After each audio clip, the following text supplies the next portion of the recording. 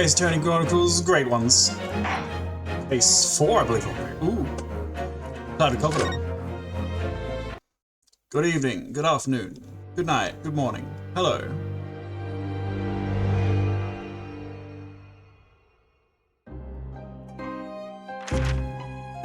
I begin to think, Wilson, said Sholmes, turning his head languidly in my direction, that there is more to this case than that which we have observed. Bullshit, this man has never thought of Indeed, forward life.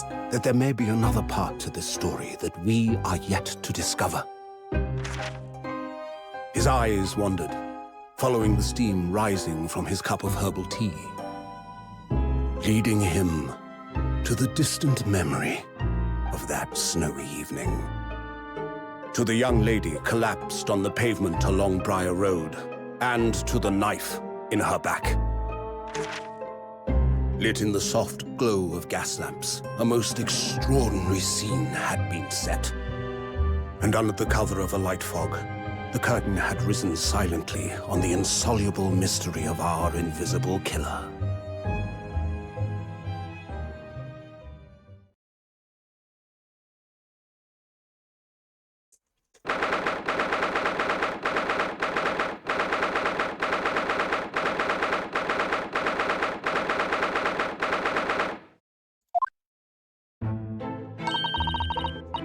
Did you sleep last night, Mr. Naruhodo? No, not at all. It was an enormous hotel, wasn't it? The rooms were so luxurious, I felt like we were staying in a palace. And with all the gas lights twinkling, it was brighter than day, even in the middle of the night. What about the enormous beds? After my time on the SS Buria, I wasn't going to waste a single inch of that space. I spent the entire night rolling from one side of the mattress to the other. It really was the sort of night you can only dream of normally. Except, when I learned that we owed £3 for the rooms, that dream quickly turned into a nightmare. Oops, sorry about that. The building was so impressive, and the entrance so inviting, I just wandered in without thinking. In a lodging house in Japan, that sum of money would put a roof over your head for a whole year. I did try, but I'm afraid I couldn't help my tears when we were presented with the bill. Ugh, I really am sorry. Well, never mind. We must find some more affordable lodging straight away, though. If we're not careful, our entire stipend will be used up in 10 days or less. Ugh, London is a scary place. Ah, good morning to you at this early hour. Oh, yes, well. Good morning to you, Lord Chief Justice. We have come to report on the outcome of the trial at the Old Bailey yesterday. Sada's-san is amazing. She doesn't bat an eyelid, even in the presence of the imposing Lord Strongheart. Yes, I believe you had a very comprehensive initiation into British courtroom practices. Oh, yes! It was very eye-opening, thank you. And, in accordance with your instructions, Lord Strongheart, Mr. Naruhodo performed his duty to the end. Yes, I've already been apprised of events. You conducted a remarkable defense. You may consider the test passed. Oh! No longer are you a student from the Empire of Japan. You may henceforth claim to be a fully fledged lawyer. My country is delighted to welcome young talent from such a remote eastern land. Thank you very much. So, I'm a lawyer now. Now, in view of your new appointment, I have a fresh case in mind for you. I'd like you to take it on at once. I trust that won't be a problem. Another case? Already? Nothing trains a lawyer better than practical experience. I'm sure I don't sense dissatisfaction, do I? It's just that yesterday's trial ended unusually. I haven't quite come to terms with it. What's to come to terms with? The man was cleared. What more were you hoping for?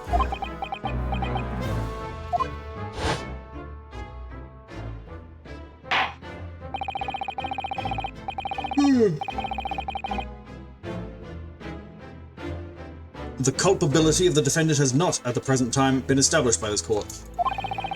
Consequently, the jury will not be required to proffer a judgment. Judgment. Well, Lord Van Zeeks, it's been a pleasure, so it has. And as for you, my dear fellow, couldn't have asked for a better defense.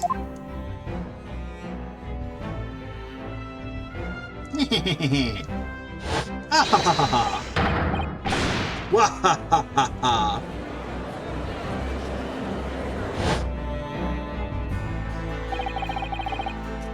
I just can't help wondering if Mr. McGilded really was innocent. Really was innocent? It's Naruhodo. It's just that I never managed to ascertain the truth. And then the trial ended. Well, you needn't let it trouble you for a second longer. Sorry? What do you mean, Lord Strongheart? Magnus McGilded passed away. Oh shit! Immediately following the trial. Was he fucking in the carriage? No! What? Mr. McGilded is dead?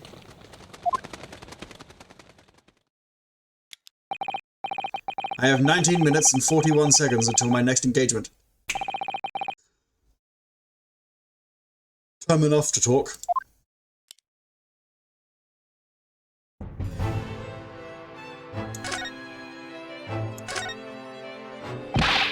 I don't understand. What happened? How can he be dead? After the trial concluded yesterday, there was a great commotion in the Old Bailey. As you'll presumably recall, an omnibus had been wheeled into the courtroom. Yes, of course. That was the scene of the crime which Mr. McGilded had been accused of. Precisely. Well, while the bailiff's attention was diverted by some other matter, the omnibus went up in flames. No. How could such a thing have happened? That is being investigated as we speak. Already, the police have identified a corpse found inside the charred shell of the carriage as that of Mr. McGilded. That's awful! The man must have slipped inside whilst the bailiff's attention was elsewhere. That bailiff really needs to pay more attention. How could that have happened? That is also being investigated as we speak.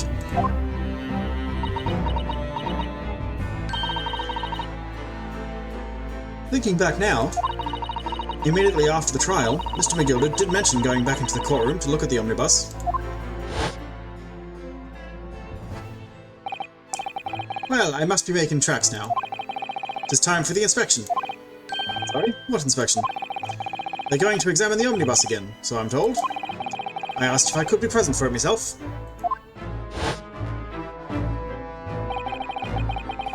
An inspection of the omnibus. Not to my knowledge. I don't believe Scotland Yard had any intention of re-examining the carriage. But then who is Mr. McGilded talking about? Never mind that now. The Yard is making a thorough investigation. This matter is no longer any concern of yours. Leave it to the police. Or Mr. McGilded.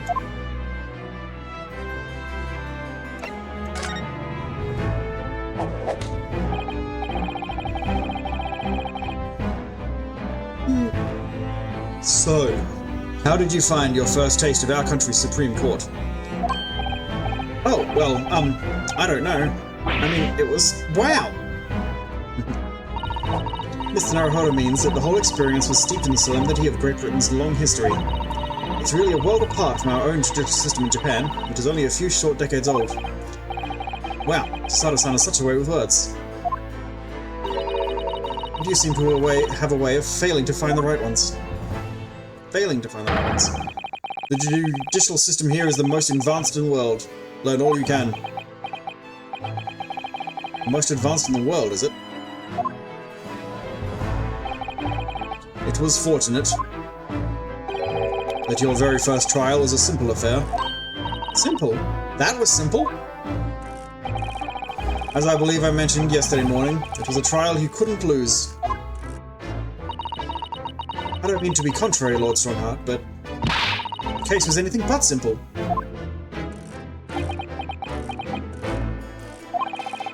The circumstances of the case were so incriminating, I was stunned when I first heard them. In fact, I'm still finding it hard to believe that we managed to get a favourable verdict.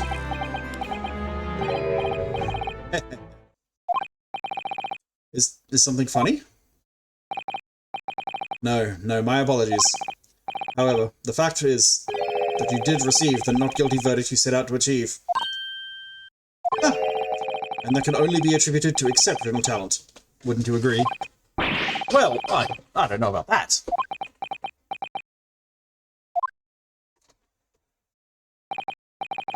Well, never mind. You exceeded my expectations, I freely admit. That much at least is an undeniable truth. Which is precisely why I have prepared the new case for you that I mentioned before. What's going on? What was he going to say before?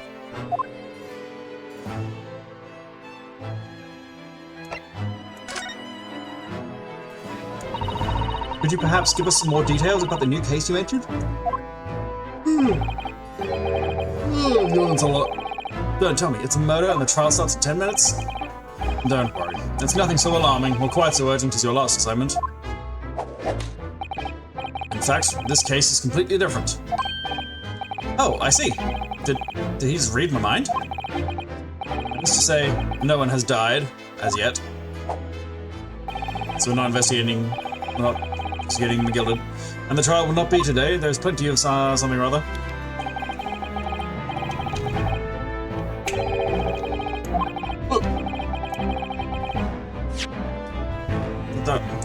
Plenty of time to research the case thoroughly. 23 hours, 43 minutes, and 19 seconds, to be precise. Ah, so the trial's tomorrow then.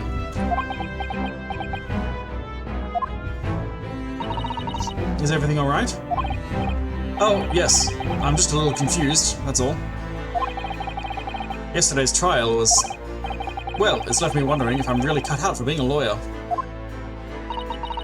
Oh, Mr. Naruhodo. I don't know if I could face standing in that courtroom again after Mr. McGilwood's trial. Ah, yes, I nearly forgot. There is one similarity with yesterday's case. Once again, there is currently no one to advocate for the defense. Oh! If the situation remains unchanged, the trial will start tomorrow with the defendant unrepresented. And if that happens, I need not remind you of the inevitable outcome. The most terrible end awaits the defendant. Yes, that's right. Ugh, here we go again. How could I resist you? Your time is up. You will have to excuse me. I would advise you to begin making preparations for tomorrow's trial. After all, the clock is ever ticking. There is now but 23 hours, 26 minutes, and 39 seconds until the court sits. Last time he mentioned the 23 hours, he said there was plenty of time. And one more thing. Mr. Naruhodo, there is something I should like to ask you. Oh, what's that? Yesterday, you remarked upon something. That you intend to see through the will of your late compatriot, Mr. Asaki.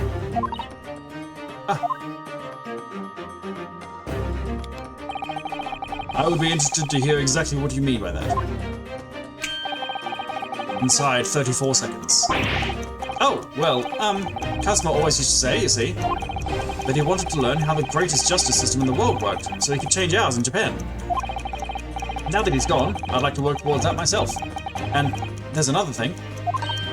Oh. Another thing. Continue. On the way here, on the steamship, he said something to me. There's something very important that I have to do. Something very important. And what exactly would that be? He never had a chance to tell me. I suppose he would have done if he'd ever made it to Great Britain. You're out of time. Well, thank you for an enlightening discussion. Mr. Naruhodo, what's all this about? Mr. Asaki never once mentioned anything of the sort to me. I urge you both to focus your attentions on the matter at hand. This guy. Taking the liberty of summoning the police inspector in charge of the case. He'll be able to apprise you of the details. How long has he been there? How long has he been there? I didn't notice it before. So I wish you the best of luck and bid you farewell.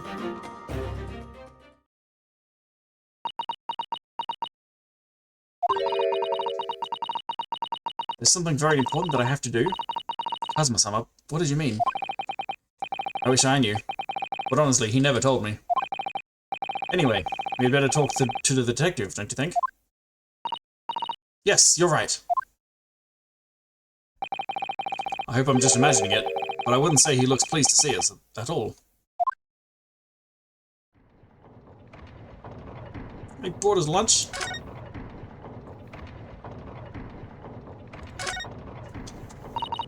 This must be the Lord Chief Justice's desk.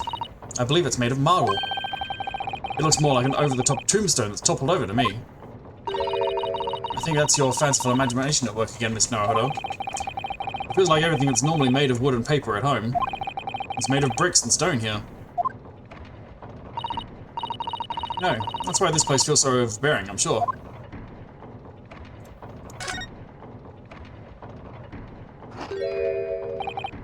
Oh, he's got his fish and chips. Could we trouble you? What do you think? Oh! Lovely weather, isn't it?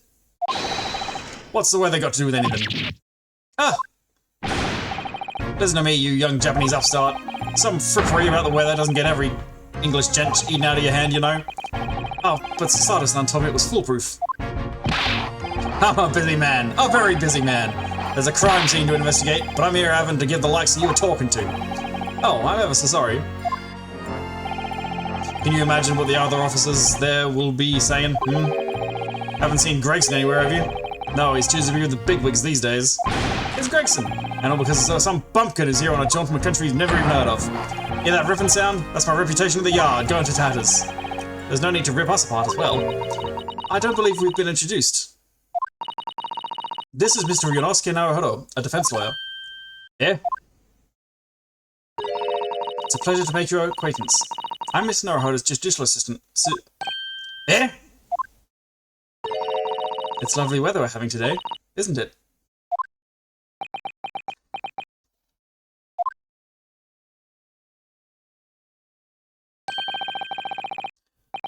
It's unseasonably fine, I grant you. London winters don't see a lot of sunshine. Unbelievable. How did she pull that off? So, Lord Strongheart has asked me to fill you in on the case. My name's Tobias Gregson. Inspector Gregson to you. I'm from Scotland Yard. Gregson? Inspector Gregson. What's the matter with Sasada-san? He's from the Sherlock Holmes. He's from the Sholmes books. Does this detective's name mean something to her? I think. Yeah. Toby Gregson? From Elementary? Inspector, are you perhaps the Inspector Gregson?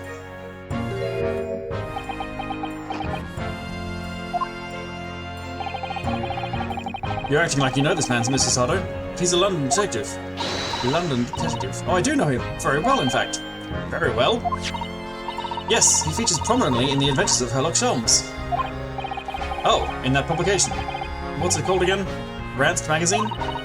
That's right. Inspector Gregson and Mr. Sholmes enjoy a wonderful friendly rivalry. Really? You rival the great Mr. Sholmes? That's incredible. Oh, well, I don't know about that. Mr. Sholmes isn't a professional like myself, of course, but he does come up with the goods from time to time. Mr. Sholmes is equally complimentary about you, Inspector, isn't he? You've earned his highest praise. Gregson is the pick of a bad lot of all the Scotland Yarders. These were his own words. That's his highest praise. Well, Mr. Sholmes isn't particularly known for giving compliments, you see. That he is not. And thanks to that magazine, my name's known all over London town now. That's great, isn't it? I have to admit that to start with, I was a little, well, flattered by all the attention. Everyone wanted to shake my hand, and my reputation at the yard went through the roof. Well, that's wonderful. It is not. There's nothing more sinister than the man on the street. People are always looking at me now. They're whispering rumours about me under their breath, I'm sure. Rumours? Are you quite sure?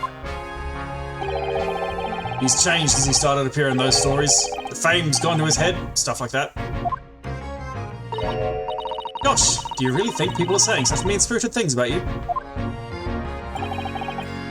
Like I said, they whisper, so I can't catch exactly what they're saying, but I know what folk are like. I'm sure that's what they're saying. As sure as eggs is eggs. I get the feeling this detective could be very hard work.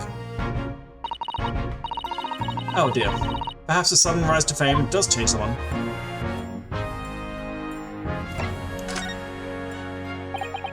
So, about the case that the Lord Chief Justice mentioned before? Nothing to tell, really. As far as we're concerned at the Yard, it couldn't be simpler.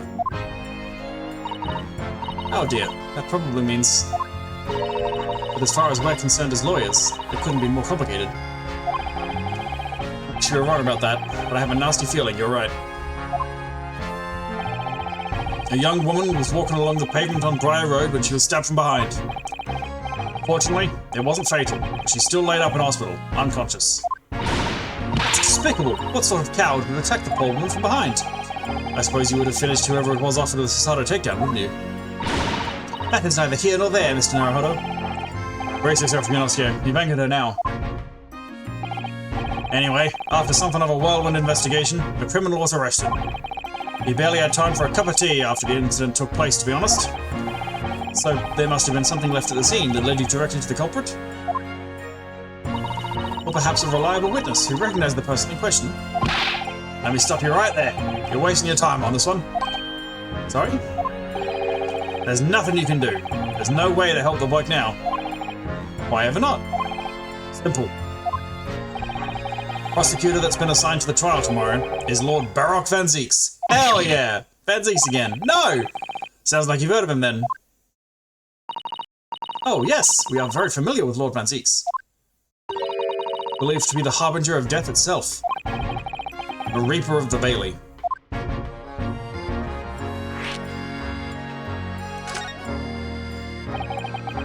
Lord Baroque Van Zeeks, who he faced in court only yesterday. Mr. McGill told us about him before the trial, didn't he?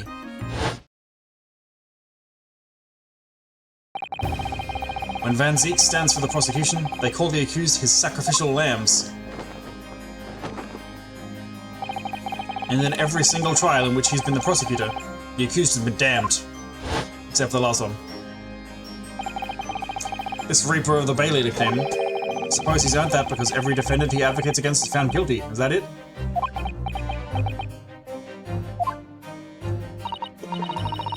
Well, if that's the case, we should inform you, Inspector, that in yesterday's trial against Lord Van Zeeks, Mr. Naruhodo secured a verdict of not guilty. Ah, and what of it? Oh, well, I think... That means that even against the Reaper of the Bailey, it's not impossible to save the defendant. No, you really don't have a clue, do you? What do you mean? Don't just put that in your pocket. What happened to that bloke in the end, eh? He's dead. Oh! Magnus McGillard came to a crim cropper in that omnibus when it went up in flames. So you can't rightly say that you saved the defendant, can you? What are you saying? Does he just murder everyone that he doesn't get guilty?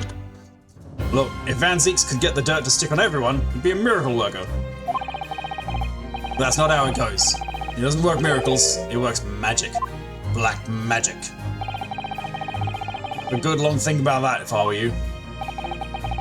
Were you really supposed to believe that?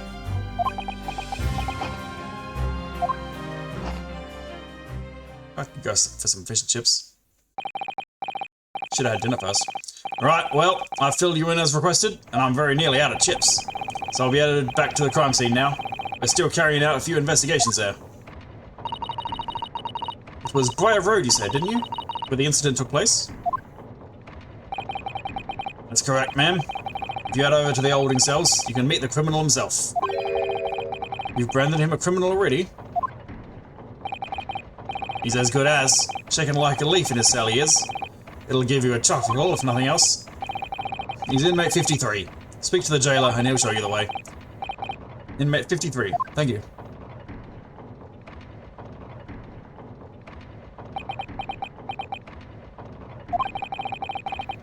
So there's no helping anyone against the Reaper of the Bailey, they say. Something troubling you, Mr. Naruhodo?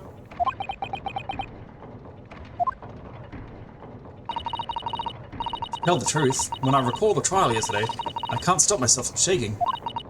The idea of facing the Reaper in court again is... Well, if you think it's too much for you, there's no shame in turning the case down. That takes courage too. But if the man they've arrested is innocent, you could well imagine he would be shaking like a leaf in his cell. And I, for one, wouldn't find the sight of that funny.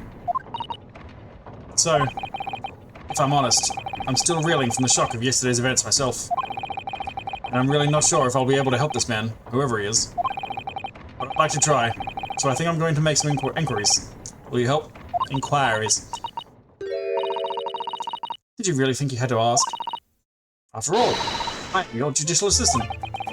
Thank you. So then, shall we? Yes! Let's go! Let's go!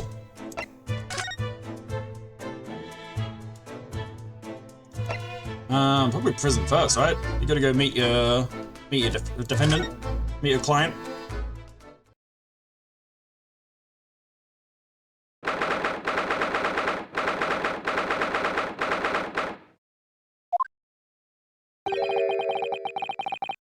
So these are British prison cells. Oh, they're ghastly. It feels just like a dungeon. Yes, having experienced it in Japan myself, I can assure you that our wooden cells feel a lot cozier than these cold stone walls.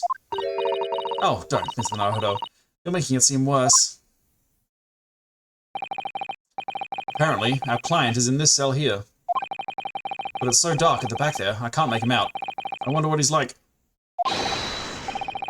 Inmate 53, your legal representative is here to see you. Stop by into the back of the cell and show your face at once. Am I a cat, as yet with no name? Calling me by a number, it's utterly, unbelievably, unjustly unreasonable. I refuse to answer.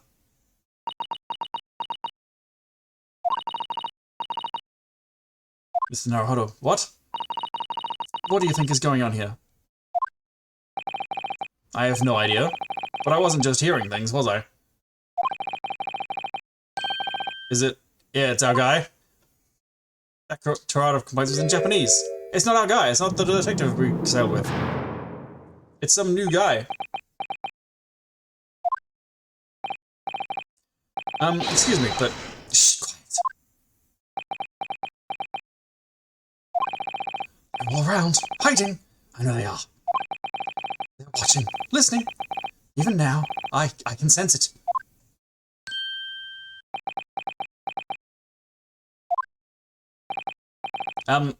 Right. So, could I ask you who exactly... There you are! You've come to curse me, haven't you? Don't try and hide it. You're a ghost. A ghost? A ghost?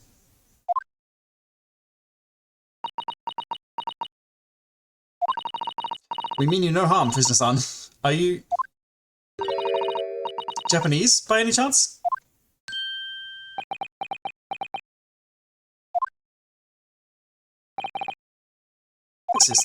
This is... beyond my wildest dreams!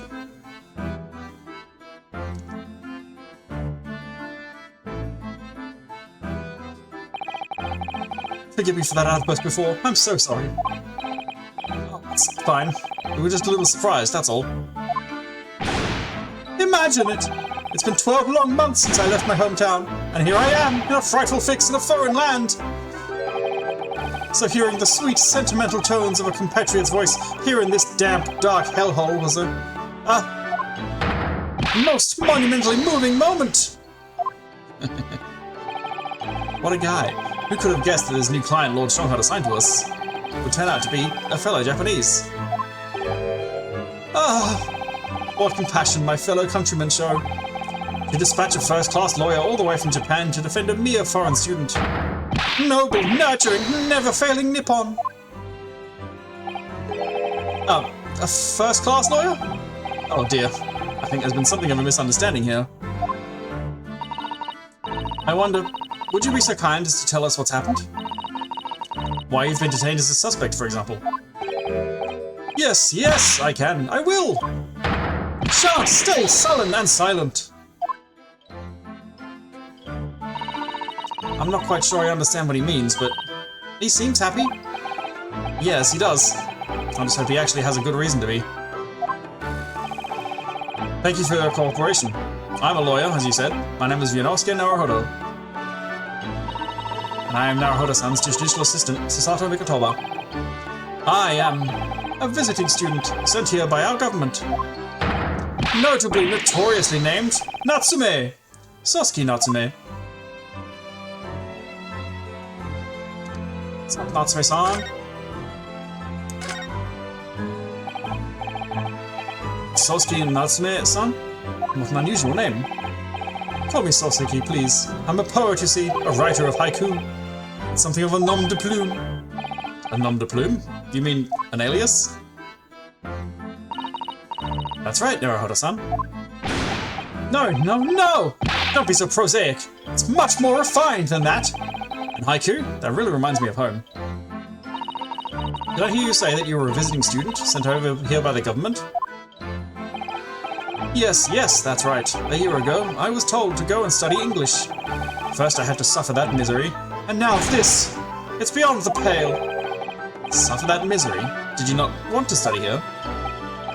No, I mean, I've had an interest in Great Britain for some years, of course. But! Just because the government tells you to do something doesn't mean you can do it. No! What do you mean? If they'd told me to study English literature, that I could have understood. That's my field. But no, they told me to study the English language. Utterly, unbelievably, unjustly unreasonable. I see. Only the other day, I was told to send a report about my first year here. I tendered a blank piece of paper. Wise words on white washi!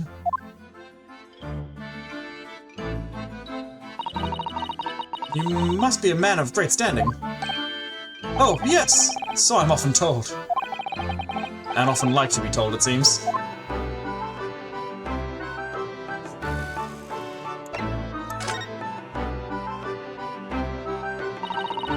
Could you perhaps tell us exactly why you've been arrested, Sasuke-san? I didn't do it! I didn't commit that atrocious murder! Murder? Oh, no, it's alright. The woman didn't actually die, did she? But she was stabbed with a knife right before my eyes. Before your eyes? You mean you saw the attacker? I didn't see anyone. What? If I'd seen the person who did it, do you think I'd be locked up in here?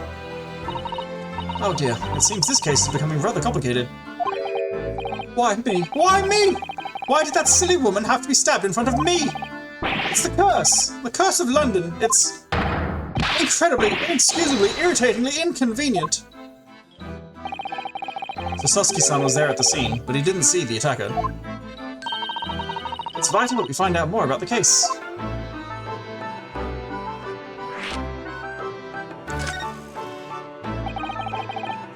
It was an accursed evening, just after the snow had started to clear and heavy with fog. I'd been to the bookshop to buy some books, and I was on my way back to my cursed lodgings.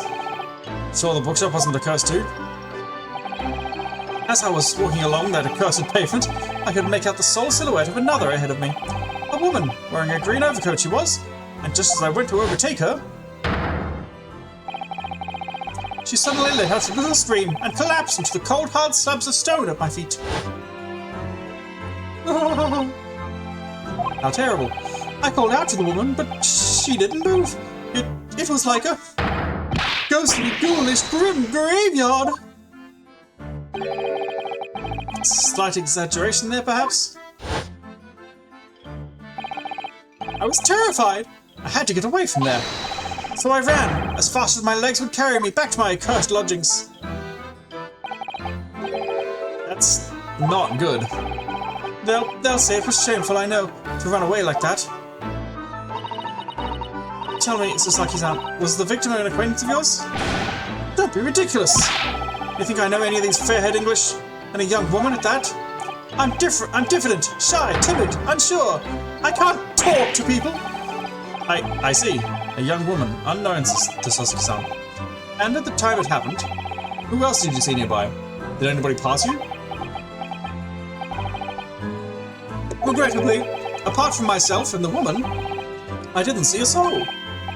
No one. Oh, great. So the victim was unknown to you, and there was nobody else on the street at the time. It creates something of a conundrum, doesn't it? Hmm? What conundrum? You obviously look like you did it. Why'd you run from the scene? What are you doing, my guy? What do you mean, Sasaki-san? What's the conundrum? Well, if what Sasaki-san has just told us is true, there's something I can't explain. He says that he didn't know the victim, and that there was no one else at the scene. He apparently fled without having been seen. I did! But if that's the case, surely this man has to be the culprit. Ah! You! What did you just say? Nothing. I didn't say anything. Oops, perhaps I thought that a little loudly.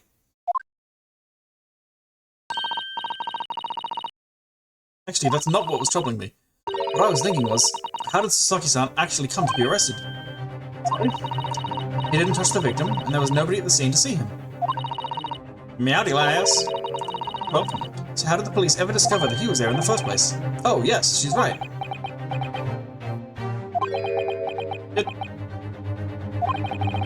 It was him! That accursed great detective. He led the police to me. Of all the bad luck.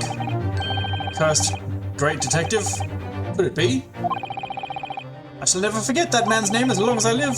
With his haughty laugh and his self-proclaimed greatness. Brash, big-headed, busybody, begone! May you be cursed until the end of your days, Sherlock Sholmes. I knew it. Mr. Sholmes?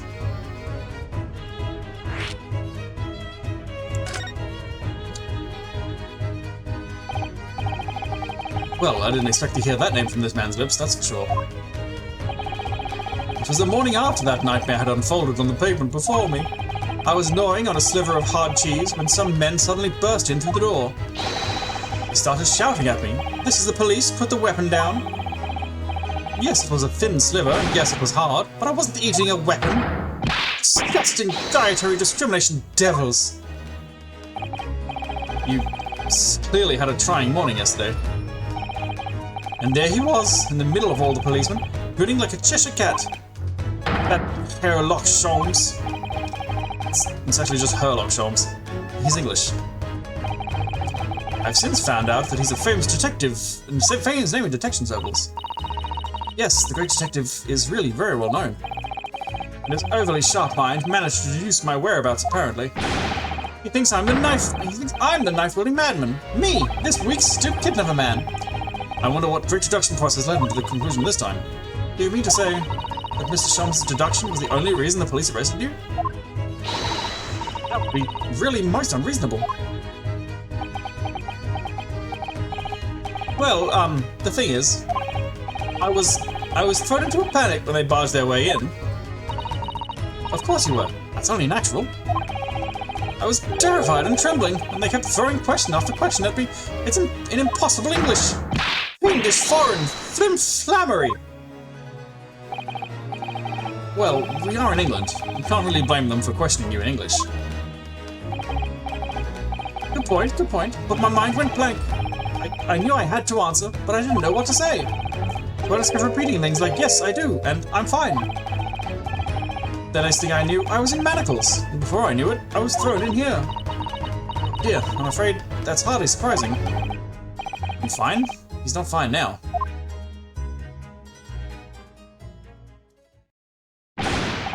Mr. Naruhodo Esquire. Oh, you can just call me Naruhodo. And when we're speaking English, a simple mister is more than enough. Oh, yes, alright, yes, they've really got to me. This country is poisoning my mind. But please, I beg you to defend me in court tomorrow. You can tell them what really happened. You'll do it, won't you? Well, Why? Why is it so hard to say yes to me? Well, the thing is, I'm just a student like yourself, on a study tour. A student? I have defended a case in the Old Bailey. Only the one, though. But at this moment in time, I really don't know what I'm supposed to believe in. I'm confused about what justice in this country even means. Naruhodo-san. Not even the foreign student who was supposed to be here. I'm a sort of locum lawyer, I suppose. But that armband, that's the mark of a defense lawyer, if not something.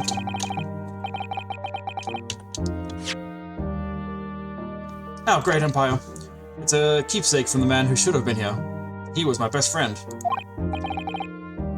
A keepsake?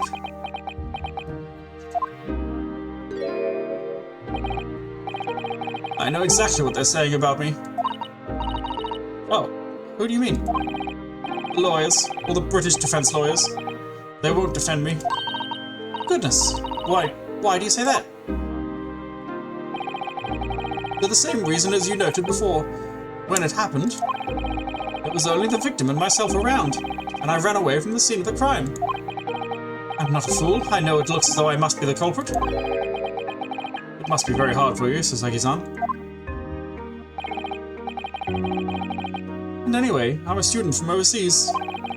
Just a foreign nobody to them, someone not to be trusted. I heard them openly laughing about me before, in my earshot without any compunction at all. Any trial for this man would be a waste of time, they said. And of course the foreigner did it. They even had the gall to say the man doesn't understand half of what's being said anyway. It's awful. They're wrong. I've studied more English than half of the policemen out there on the streets. I've traveled halfway around the world to learn about these people's country and its great history. No one here wants to listen to a man with a strange accent. They all hate me. So, at the very least, I'd like to entrust my fate to someone who can listen to me in my native tongue. You could do it, couldn't you? When I look into your eyes, I can see it. I can see what you've been through. Sasuke-san, it's just that...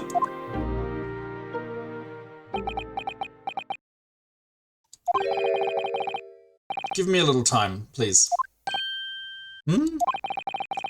I'll do what I can, for the time being. What do you mean? We shall investigate the case as thoroughly as possible. If we can find some clues, it will give us a much better chance, I'm sure. Oh, yes, thank you. I'll be here, all alone, waiting for you. Locum student Mr. Naruhodo Esquire.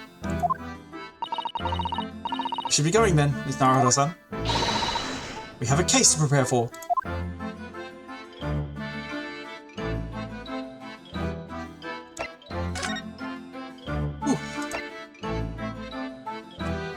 I shall eat a sweet treat to recover my energy.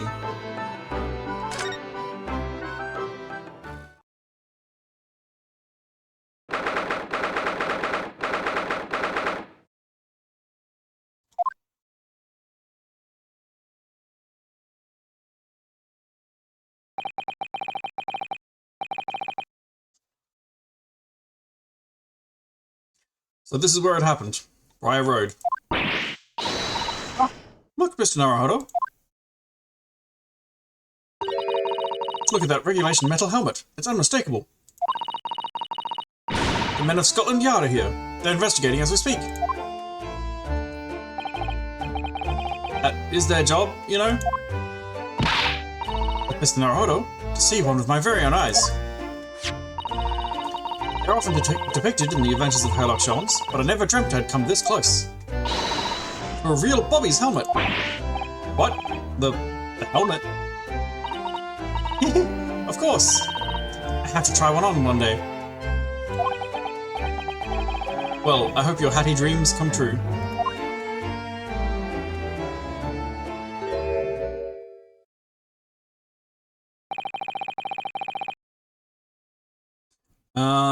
Well, gay time biscuits really do taste like a gay time. You got gay time biscuits? Gay time biscuits exist? I haven't seen those. I did see a new flavour, but not a birthday cake gay times. What's wrong with a regular gay time? I ask ye. What's the Japanese delegation doing here? Oh, Inspector Gregson. This isn't on the tourist trail, as I'm fairly sure you're well aware. Look, lass, it's Gregson from our show Elementary.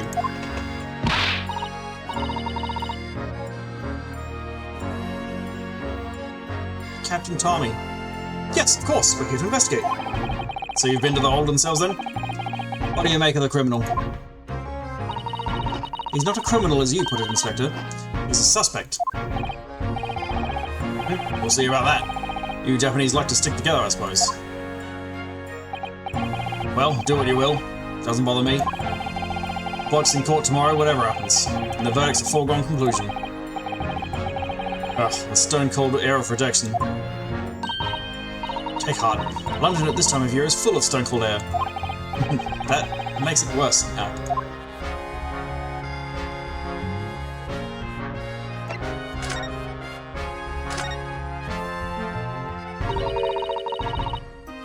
Tell me about Scotland Yard, Inspector. Ever since I read about it in the Adventures of Sherlock Holmes, I've been fascinated by the place. The Yard is the most sophisticated policing organisation you'll find anywhere in the world, ma'am. Ma'am. Mom. Oh, and you know, I've always dreamt of wearing a real Bobby's helmet. It does make them look the part, seeing that policeman there with his helmet on. You certainly get the sense that this is a man who will take no nonsense in his duty of protecting the city. Oh yes, doesn't he look wonderful? Being a London Bobby is hard going, I can tell you. Oh, really? First thing in the morning, you know what he does? Goes around and rouses all the labourers on his beat so they can get off to work. What? He wakes people up? Yep, raps on their windows with a long pole. Did it myself, going back a bit. I had no idea. I had no idea. I thought that was a different job. The Bobby works for the people of the town. Just another one of his duties. Duties. After that, he starts tirelessly patrolling the streets all day long. He has to cover 20 miles a day. That's the regulation distance. Can't really imagine how far that is, but it sounds like a long way. What's that in real distances?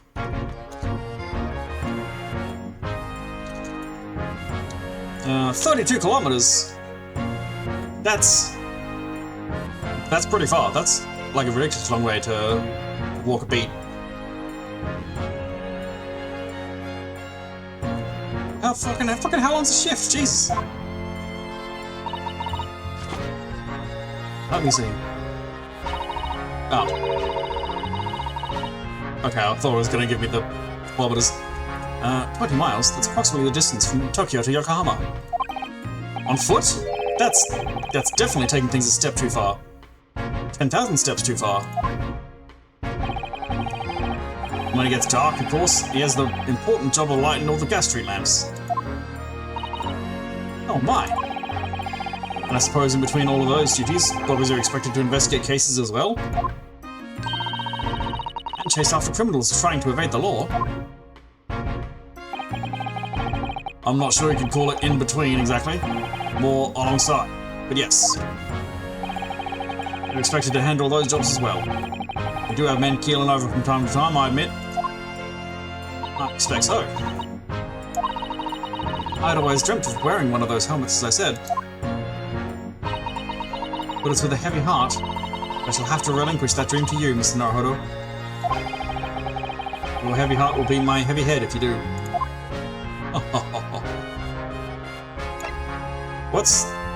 Why? Huh? Why do you have to not wear a helmet? I mean, fuck the cops, obviously.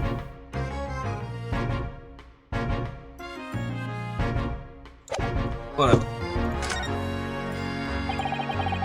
It happened at around 5 in the evening 2 days ago. Just there, on that open bit of pavement. The victim, a young woman, was stabbed with a blade from behind. Is it right that the lady is still unconscious now? You mentioned that she's being treated in hospital. I never said she was a lady. Truth is, unless she comes around pretty smartish, we won't be able to find out much about her at all. I suppose that means they haven't been able to take a statement from her, of course. Here's a map of the local area I happen to have on me. You can take it if you want. Really? Are you sure? It's Yard policy to give lawyers, defendants, and suspects the odd bit of information to go on. Haven't actually accepted the job yet, but still. Thank you, Inspector. We gratefully accept.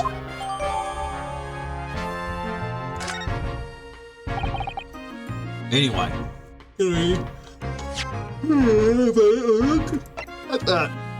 Let's examine. Around the corner.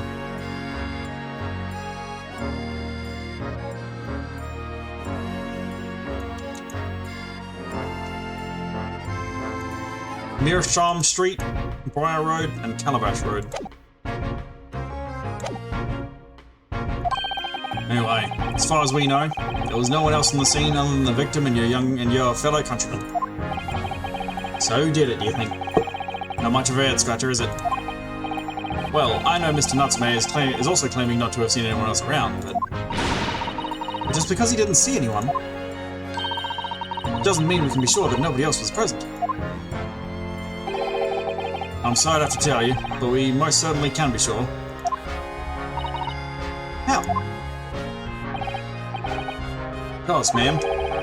Mom. The precise moment of the stabbing didn't go unnoticed. What? We have two very reliable witnesses, no less. Oh. It was a typical foggy London day, and your client obviously didn't see them. There were witnesses now? Didn't you say there weren't witnesses earlier? You said that. Someone said that. Who are these witnesses, Inspector? A fellow and his wife, and the man's one of the most reliable and respected citizens in all of London. It's McGill again. He's a copper from Scotland Yard. Oh! A policeman? That might change things. And this policeman just happened to be there at the exact moment the woman was attacked?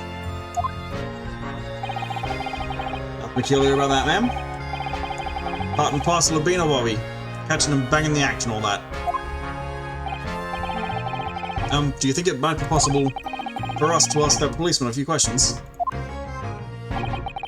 Be my guest. You can ask him what you like.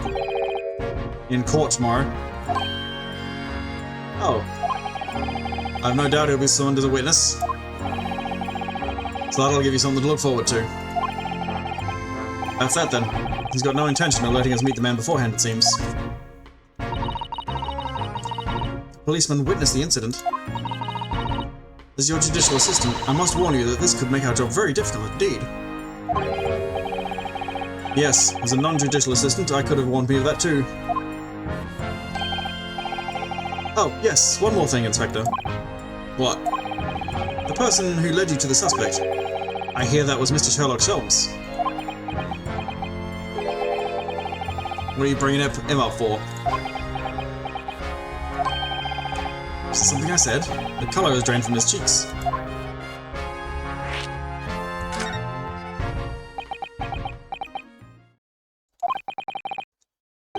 Who did you hear that name from? Oh, well, it was Mr. Natsume who mentioned it. He said that Mr. Sholmes was with the police when they entered his lodgings. I'm sure it was the result of one of Mr. Sholmes' inspirational great deductions. Fiddle faddle. Oh! The man's an amateur. And I'm getting sick and tired of him showing his mug everywhere. Calling him a bit into Australian again. Oh. I don't know where he gets his information from, but he turns up at the scene of the crime, wanders around spouting incomprehensible rubbish, and before you know it, he claims to have solved the case. Yeah, he is completely full of shit. Yes, he's quite astounding, isn't he? He is a great help to Scotland Yard, though, isn't he? Gibble gabble! Oh! Ever seen this before? Oh, yes, that's Rance Magazine. The wonderful publication in which the adventures of Sherlock Holmes appears. Yeah, well, that wonderful publication, as you put it, sees fit to include several of the Yard's detectives in its stories. The so-called great detective makes a mockery of all of us. If you ask anyone in the Yard, it's a misadventure to be included in any Sherlock Holmes tale at all. Well, I suppose there is an element of that. We work our socks off, every one of us, only to be trumped by the public thanks to that obnoxious detective. The man's as dangerous to us at Scotland Yard as he is to all our criminals. All our criminals. That can't really be true, can it, Inspector? Clearly, the great detective and the police have a complex relationship.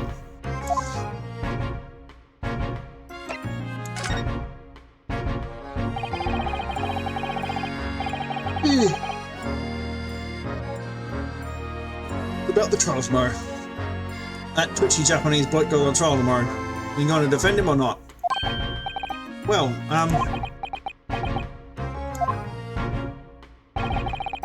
makes no difference to me. I will just say this. No London lawyer worth his salt would touch that case with a barge pole. Because the prosecution is being handled by the Reaper of the Bailey, you mean? There's no way to save that man now. It's a waste of time trying. It is all a bit strange, though. Sorry? A Reaper? He hasn't appeared in court once for a good few years now. Yes, we did hear something to that effect. And the only people he usually bothers with are the real scum. The master criminals. The violent ones. The master criminals? The violent ones? That's right. He handpicks his victims. Only deals with those guaranteed to go for the gallows for their sins. But Mr. Nutsman wouldn't hang for what he's accused of, surely.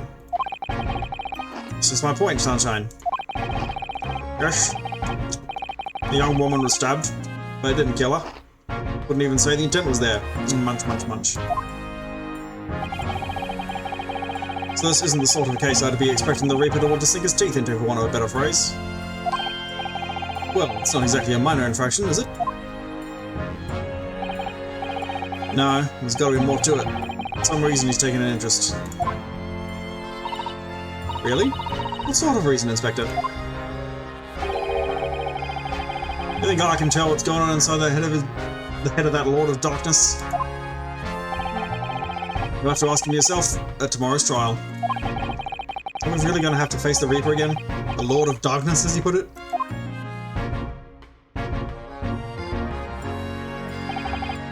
Well, I don't think we're going to get any more useful information out of the detective.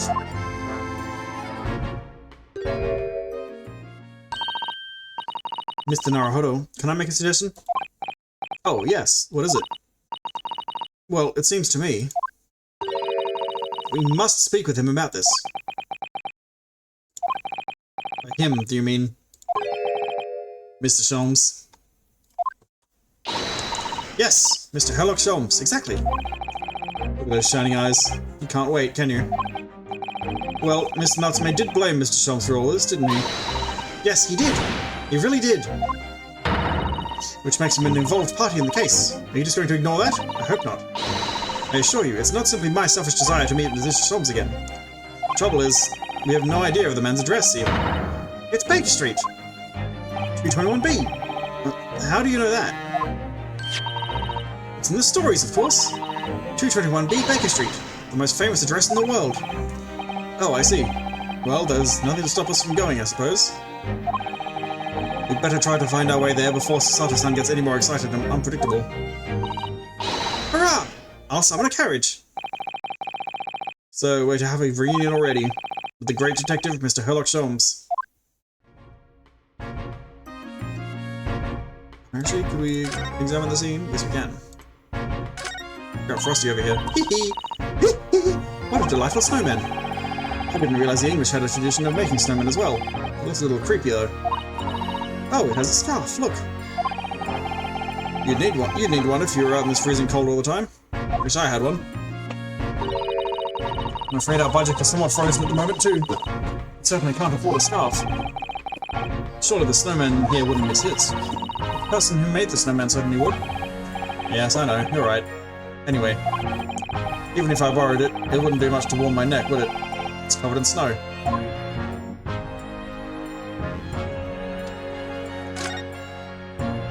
Ah! That's a Scotland Yard carriage!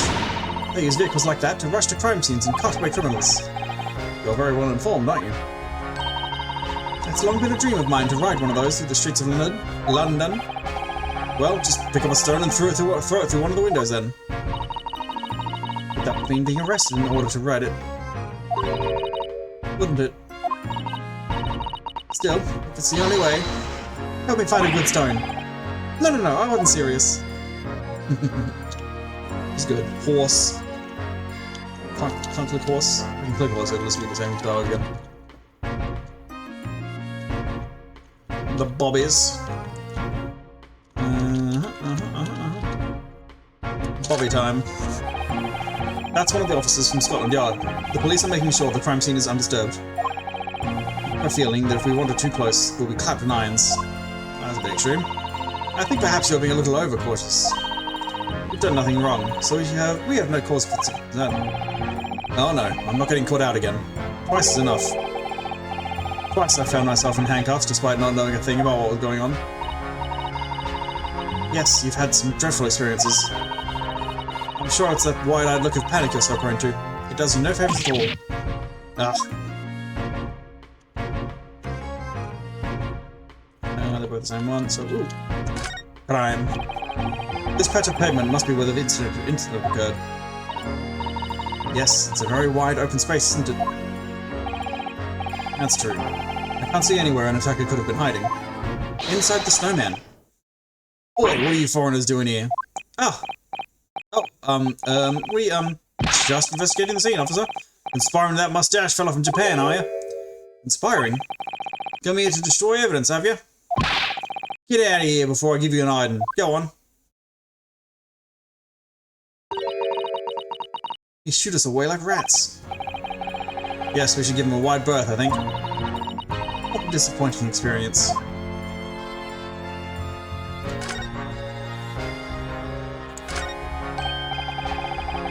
Oh, look at the windows of that building now. Are you sure they're windows? Yes, but they're all filled in with bricks. Oh, you're right. I wonder why. Perhaps it's an empty property where nobody lives at the moment. There's smoke coming from the chimneys, though. Dear, everything still feels very foreign. There's so much we have to learn about this place.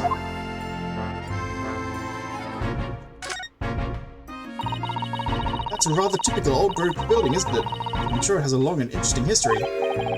Well, time certainly seems to have taken its toll on the place. It's crooked and sagging all over. In fact, it looks in decidedly worse shape than the other houses around here. We must find some cheap lodging ourselves as soon as possible. Yes, you're right. Cheap, but ideally with reasonably level floors.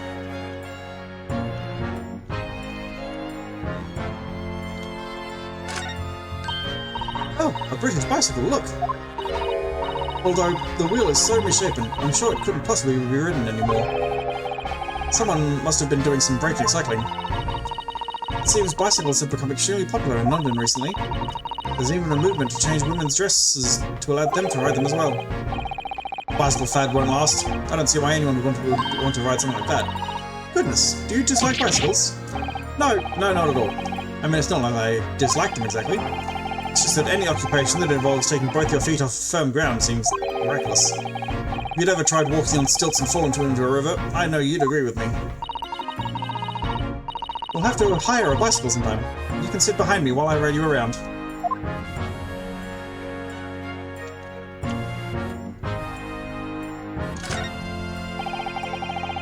Clouds look so big and heavy in the sky, don't they?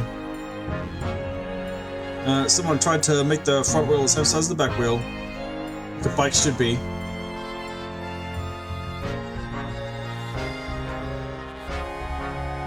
It's kind of a weird design. It's got modern tires, but penny farthing wheel design. I don't know if that was how it was done at the time.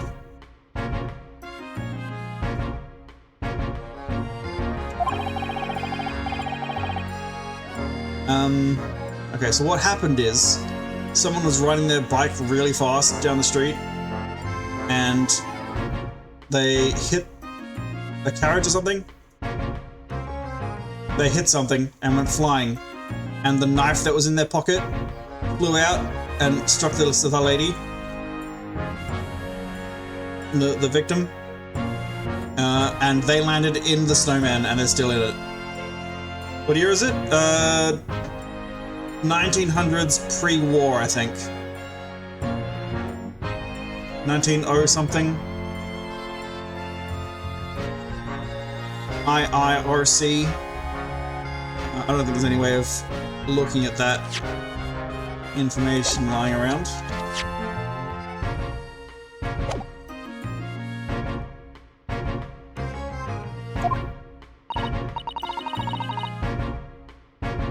Well, it is known as Foggy London Town. You can just make out some sort of spire through the fog. Looks like it's still being built, though.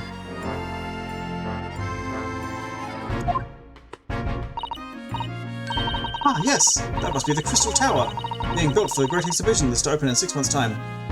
There you go. Look up when the Crystal Tower was built for the Great Exhibition. It's 6 months before that. Apparently it's going to be very striking, glazed on all sides, and the symbolic centerpiece of the exhibition. It's to be the largest exposition in history, is it? Is it? I can't even begin to imagine it. I'm laughing about that. That might be a real thing that actually happened. I don't think I've ever heard of it.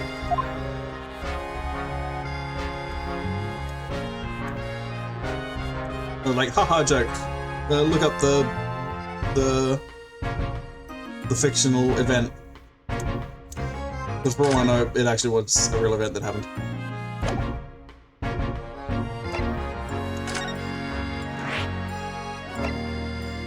A new location has been added.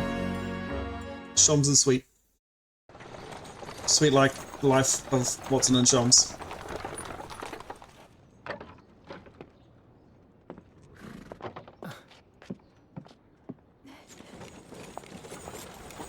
Thank you very much. It's just up there overlooking the street. Good day. Thanks again.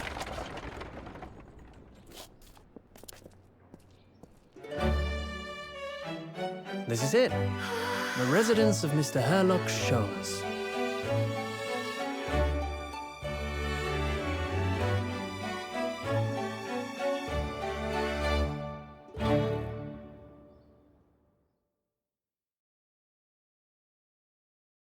It looks so fancy. This hub's been fucking working overtime.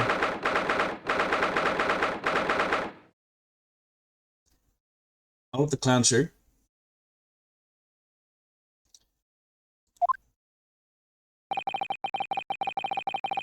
So this is where the great detective makes his living. It feels surreal to be here somehow.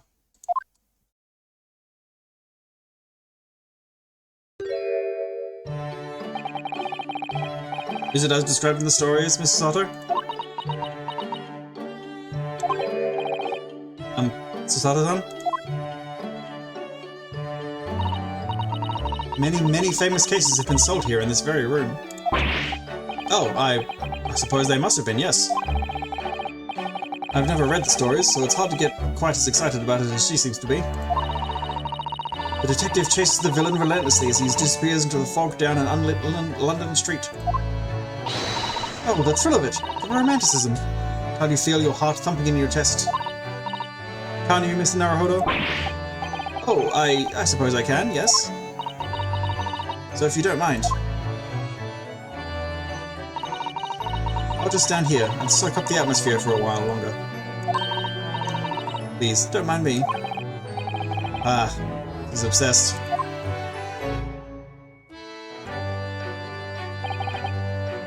Well, it looks like our detective friend isn't home at present. So why are we in his house? Just gonna choose to believe it's the Crystal Tower that contains People Magazine's Sexiest Couple Life. Of course it is. It hasn't been finished constructing yet, so it hasn't got... He's not in there yet. Yeah. Old London Town is... I forgot what they're called. Who fucking built the Crystal Tower? Amalgams. Something like that.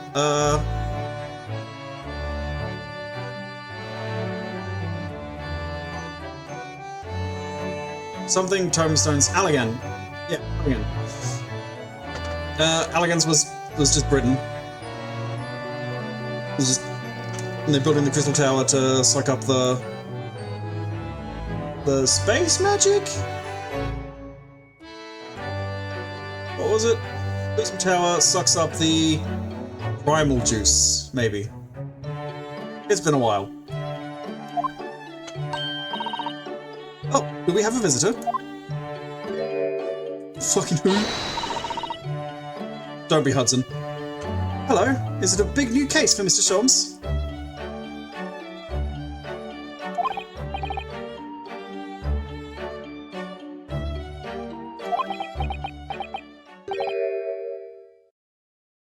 Wait. Aren't you? Oh, how rude of me. I'll go and make some tea at once.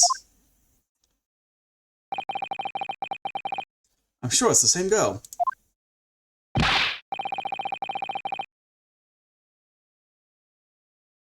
Mrs. Sato, did you see the girl who was just here? Oh, yes. Isn't it truly extraordinary?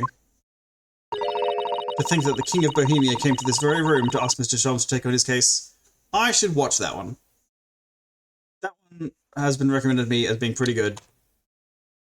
The, like, original movie version. King of Bohemia. Sherlock Holmes movie. A Scandal in Bohemia.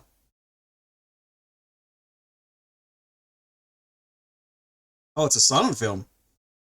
Interesting. That's probably not the one I'm thinking of. There might be another adaptation. Not the first one. Yeah, the Adler case. The original one. That isn't shit.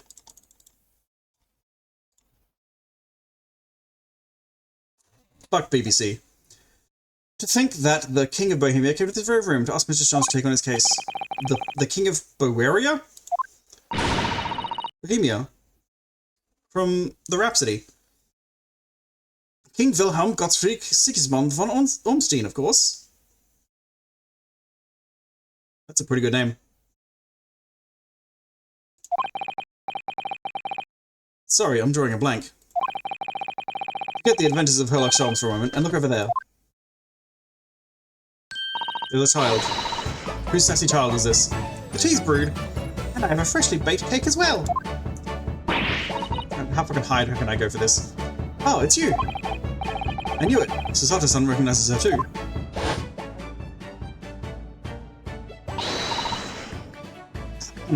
Ah, there you are. Ah, there you are. And taking that with you as well. I was looking forward to the trial run of my experimental smoke grenade launcher. Fucking. That's not a great voice. Good day to you. I'm, well, the inventor, I suppose, of that machine. That machine? Fuck. It's the girl who turned up at the end of Mr. McGilden's trial in the defendant's antechamber. I've never met a lawyer from the Far East before. Poor you, having to get straight to work when you've only just arrived in London. I'm not doing it. Sorry, child. Oh, yes, it was challenging. Well, try this tea. It's my special blend, you know. Oh, thank you. Is tea supposed to look that color? It's like 80% milk.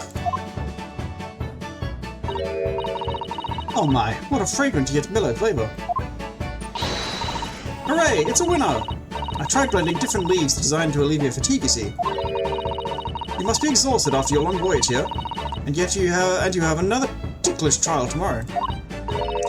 Oh, and you're to defend a Japanese man. I do wish you lots and lots of luck. Did Mr. Sholmes tell you about this by any chance? Oh, you know Hurley, do you? Hurley? Mr. Sholmes to you, surely? Mr. Sholmes was a fellow passenger on the boat that brought us to Great Britain, you see. Was he really? Well, I had no idea. I'm not going to call shot that this is Mrs. Hudson, and I'm going to put on a older lady voice for it. I'm afraid Hurley's out on an errand again today, even though he's just returned from overseas. Wait a minute. We met this girl for the first time ever yesterday after the trial, and only briefly at that. How on earth does she know so much about us? Did she deduce all those things, do you think? Or this is Holmes in a get-up, in a disguise? That'd be very funny. And perhaps more to the point, why is she here in Mr. Holmes' suite? Oh, silly me. I haven't introduced myself, have I?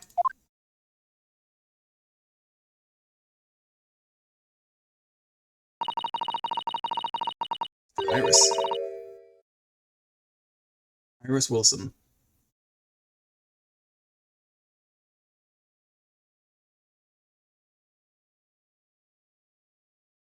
Not a name I recognize from the Holmeses I've seen. It's a great pleasure to meet you both. My name is Iris Wilson. I live here together with Hurley. Iris, is it? What a lovely name. What? What's the matter? No, wait. This can't be. Did you say that your name is Wilson? What's the matter with Sasata-san? Why is she so flustered all of a sudden? Yes, that's right. And what are your names? Oh, I'm Yonosuke Naruhodo, a lawyer from Japan. Oh, sorry. I'm Mr. Naruhodo's judicial assistant, Susato Mikotoba. It's wonderful to meet you. Lovely. Susie and Bruno. Got it. Susie and Bruno. It's Ryuno, actually. You gotta pronounce the y. There's more to this girl than meets the eye. I have so many questions for her, I don't know where to start. Yes, and so do I.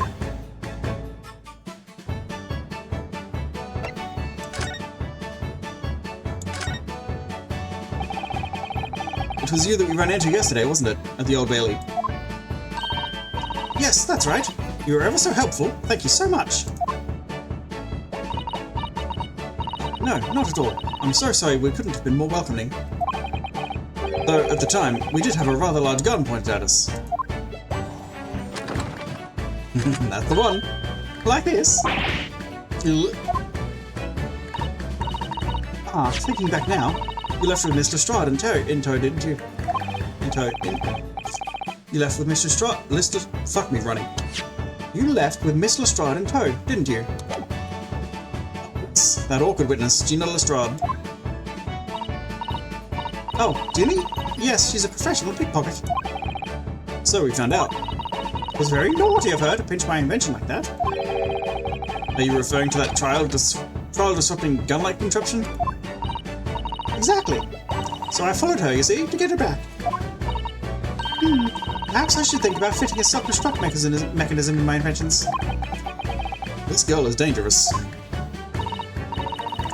Anyway, I brought Ginny back here after that, so she could apologize to my trusty technician.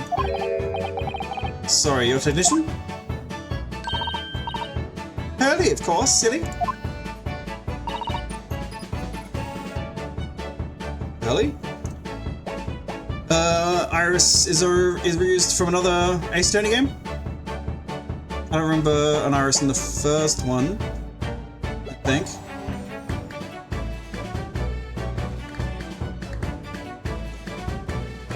Unless it was one of those two, and then I'm going to focus on Season 3? Okay, I'm safe then.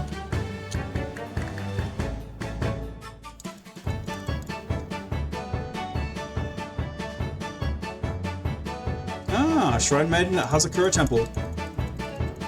Oh shit! Put on trial for the murder of her aunt, whose name I will not say. Spoilies.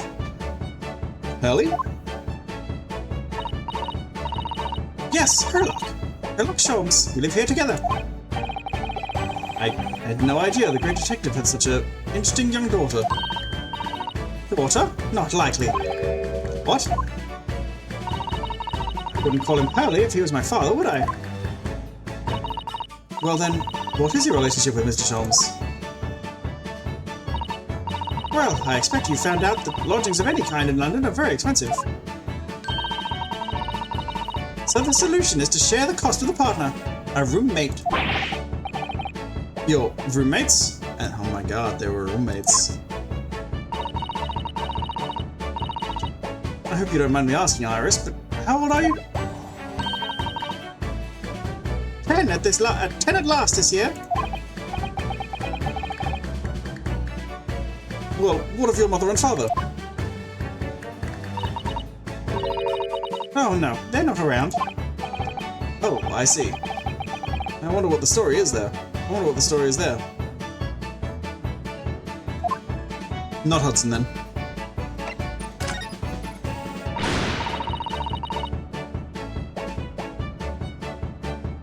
I mean, I guess could still be. Hudson is... landlord? No. Just like... like... not maid. Person who takes care of the area. What do you call that? Someone who manages a household? There's a word for it, and I'm forgetting it. Doesn't matter. Housekeeper, yeah.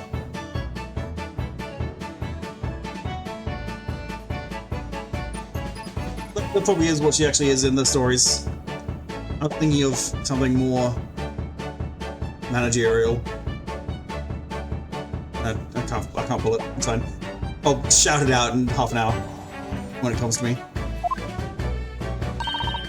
Of course. Go ahead, Susie.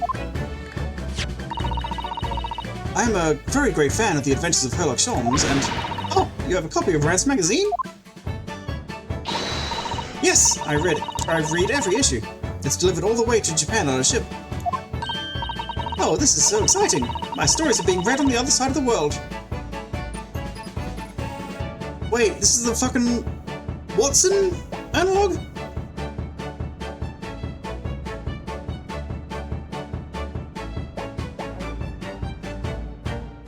Who the fuck was in the intro cutscene then?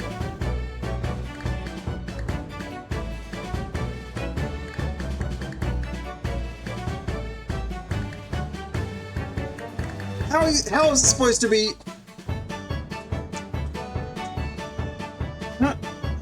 Like, I considered it, and it should have been my primary thought.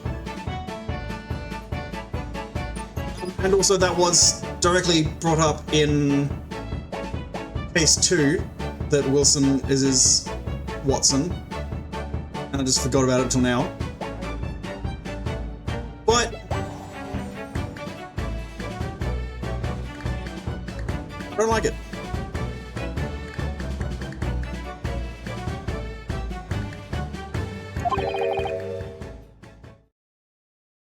My stories?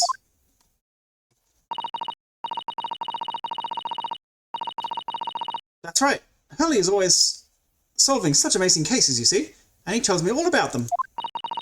They really are quite fascinating. It would be such a shame if I was the only one who ever heard them, don't you think? Goodness. How fucking long have you been writing these stories? If Susato's this much of a fan of them, she's a long-term reader?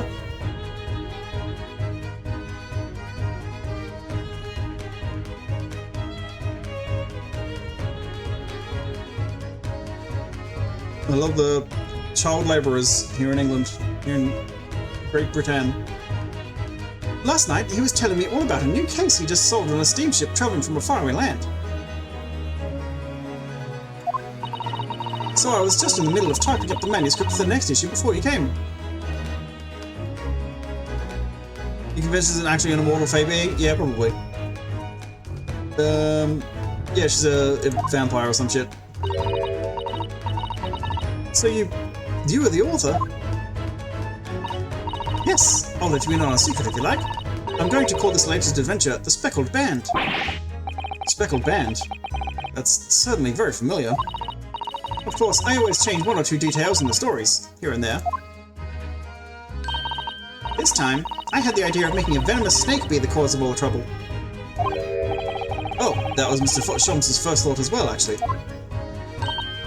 Yes, and of course I know that a snake might not be a credible fit for the facts of the case exactly, but... it's a story! Some poetic license is justified to make it more thrilling, I think, don't you? So, do you mean to say... are the stories about Mr. Sholmes that are published in Rance magazine... all written by me? Yes! On my wonderful and very modern typewriter. And also, full bullshit! But all the stories I've ever read are written by a doctor of medicine, Dr. John H. Wilson. Just a nom de plume, pseudonym, absolute nonsense. I don't think she is a real doctor. I don't think she's qualified to practice medicine. That's a fucking old reference. Fuck's that from? That's that fucking Flash cartoon about Lord of the Rings with Sauron. Wild. Lost the pass. Rewatch that. I'm gonna put that in Bubbles' Discord. Sabaton's getting more and more worked up. Ah, yes, that's me. Oh yeah, that's why I didn't connect to Wilson, because in case 2 on the ship, it was specifically Dr. John H. Wilson was brought up, not Iris. I mean, my name really is Wilson. But what about the Doctor of Medicine part? Get fucked. Fucking anime. That's all true too. I am a Doctor of Medicine. No, at 10 years old. At 10 years old. Well, that's quite incredible. But... Dr. Wilson is an English gentleman. Yes. I did alter the setting slightly for the stories to be more compelling. We had to make it gay. Oh! The important thing about Sherlock Holmes and Dr. Watson is it's gay.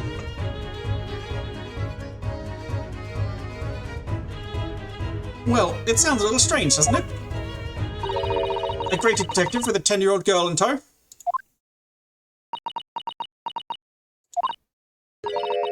I suppose it does, yes.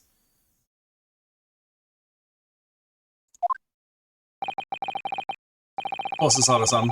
She looks like her whole world has just fallen apart.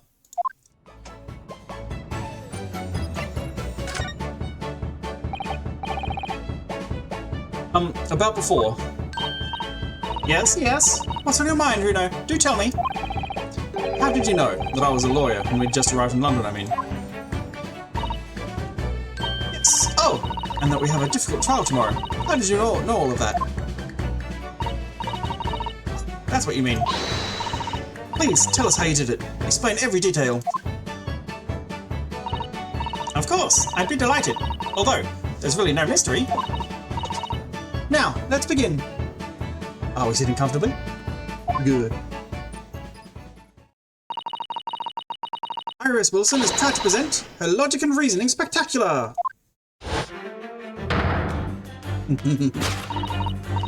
First of all, I knew already that you were a lawyer, Runo.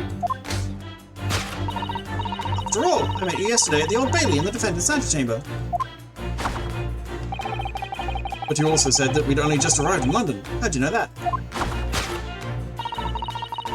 I observed a passport and travel ticket protruding from your breast pocket. Oh. So I was reasonably confident that you must have only just arrived in the country. Okay.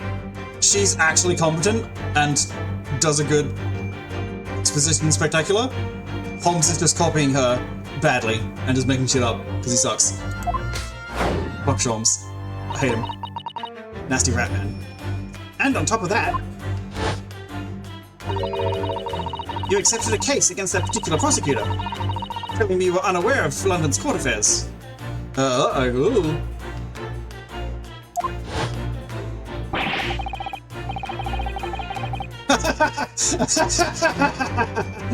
It is Mob Psycho. The competent 10-year-old and the person, what do you call him? It's the adult conman who uses their abilities to get by, to make a living. The Reaper of the Bailey. Fraudster. I walked right into that one, didn't I? Then I noticed a red ink stamp on the back of Susie's hand. You were given that when you visited the local prison to meet with the suspect, weren't you? Earlier today. Ah. You use those stamps to keep a close eye on comings and goings, you see. You didn't realize. The red stamp is only used for people visiting foreign inmates. So, that told me that even though you had only yesterday concluded the trial of Magnus McGilded, that the two of you had already had cause to visit a foreign inmate at a local prison. However, neither of you was wearing a particularly sad expression on your face.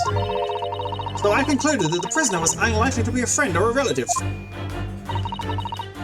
That led me to believe that you must have accepted a new case. I see. How could you have known that the trial is tomorrow? Well, having barely been home a few hours yesterday, Hurley solved yet another case. It obviously amused him. He told me he'd caught a Japanese man who was bawling and trembling. Fucking dickhead. Fuck this guy.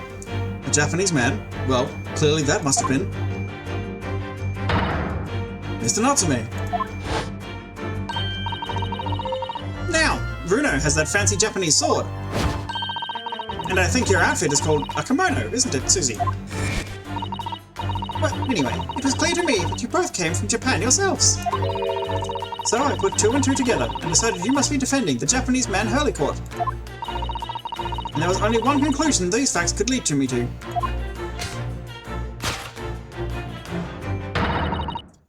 You both came here to ask Hurley about the case. There's a note on the mantelpiece that says the man's trial will be tomorrow. Hurley is always stabbing his notes with a knife, you know. He is silly. And that's all there is to it, really. Thank you for listening. I'm Iris Wilson, and that was one of my great deductions.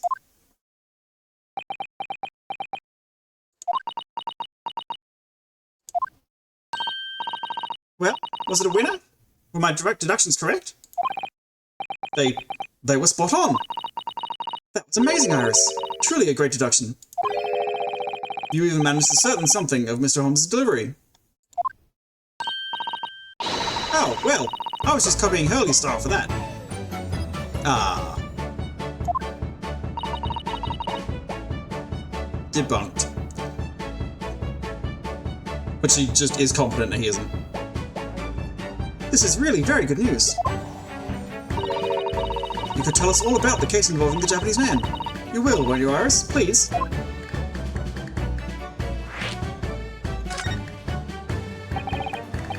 So yesterday, Mr. Sholmes apprehended a Japanese man, you were saying? Yes. Hurley had just arrived back in London after a sea voyage. The police were waiting for him at the railway station to take him directly to the crime scene. The great detective is a popular man, it seems. Apparently, a woman was stabbed on a quiet street somewhere in town. Gotta be careful with the inflection, the intonation I'm using.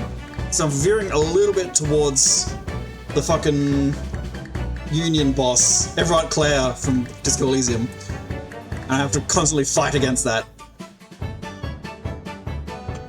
Harry! There were witnesses who had seen a short, shifty-looking, stooped man running away from the scene.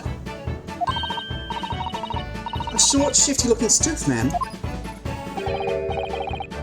Mr. Natsume, beyond any doubt. Sosuke-san, I could just clear it up. I don't think I ever met Second Claire in my playthrough. Because I never went back to the room. But it probably swapped out at least once during the course of the game. Or it maybe turns up somewhere else that I never went to. But I just never went back there. I didn't do his job, I didn't go back for more information or anything. Oh, I regret that. I should have had more Claires. How many of the... Oh, the joke is that they're just one person pretending to be brothers. Could well be. Probably is.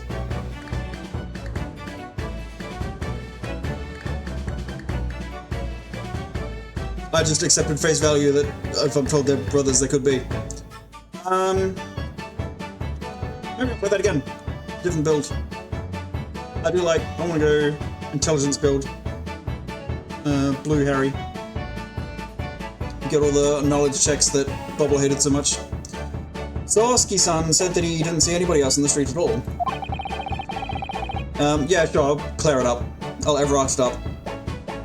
But it seems there were witnesses after all. Harley used his great deductive powers to determine the man's address. It was a lodging room, very nearby. He went directly there with the police, and what did they find? A short, shifty-looking, stooped man shivering in fear. Oh, Mr. Sholmes' great deduction certainly hit the mark that time. Of course it did. He's a great detective.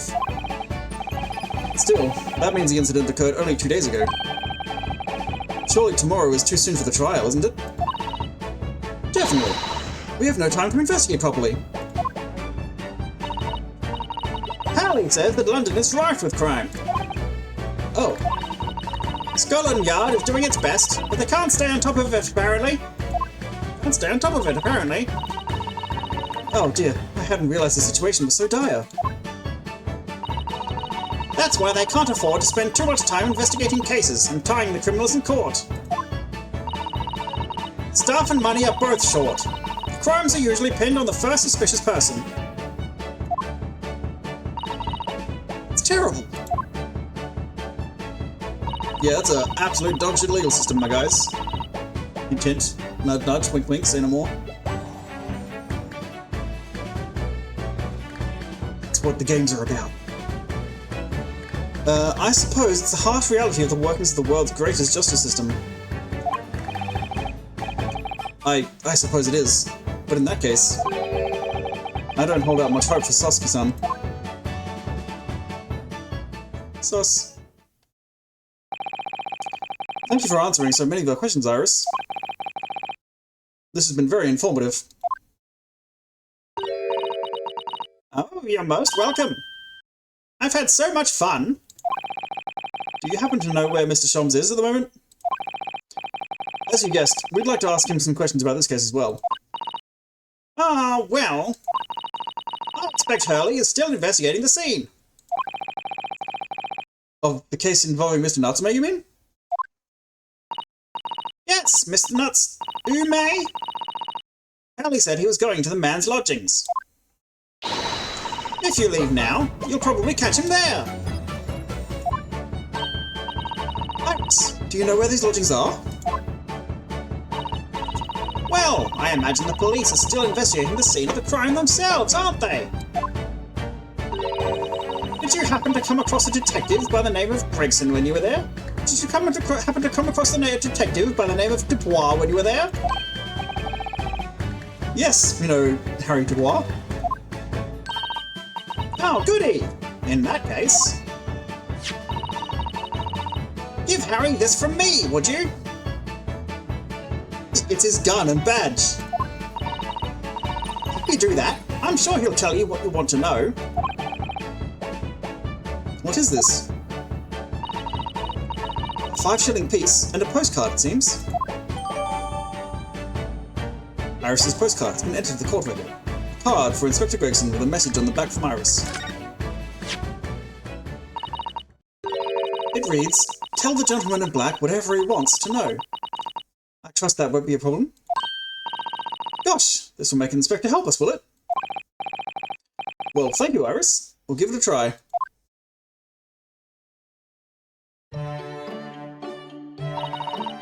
Good luck then.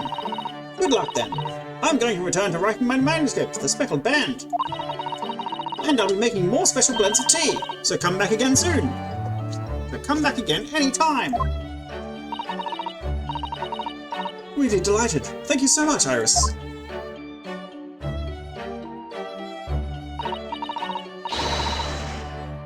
Well then, Mr. Naruhodo, it's back to the scene of the crime.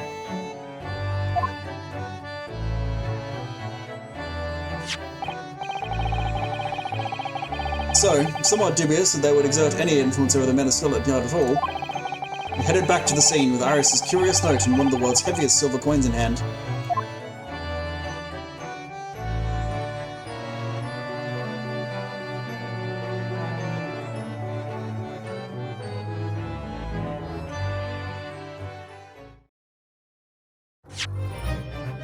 Wait a second, where's Lich? Oh, fuck, I put the game over the top of that. Oopsie, oops. There we go, there he is. There I am.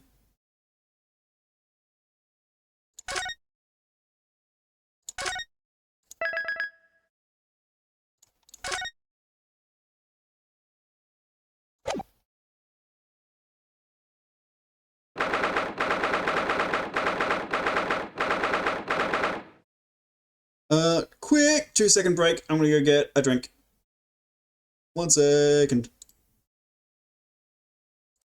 I'm back. Don't know how much longer I'm gonna be able to go, because I think I like bit my tongue or something recently in the last couple of days, and talking so much is aggravating it, and it hurts a bit, but we'll go at least a bit more. Probably at least until the case starts, maybe, depending on how long that goes. That is, how far away that is. It looks as though the police are still here, carrying on with their investigation. The snowman is going to be so important. There's someone in there, 100%.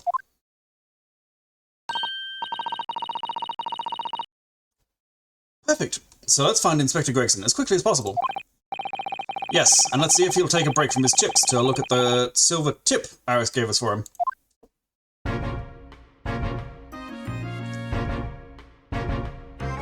Let's present the coin. Let's converse first. Never mind. Give him some money! This is a 5-shilling piece, isn't it? I believe it's called a crown. Yes, and you can train a Scotland Yard detective to do whatever you want with just a single one. Max must be the most powerful 10-year-old in the world. How much is 5 shillings, by the way? What's it really worth? Well, it's probably enough to buy all the chips the inspector could possibly eat in a whole month. Whoa. That's greasy.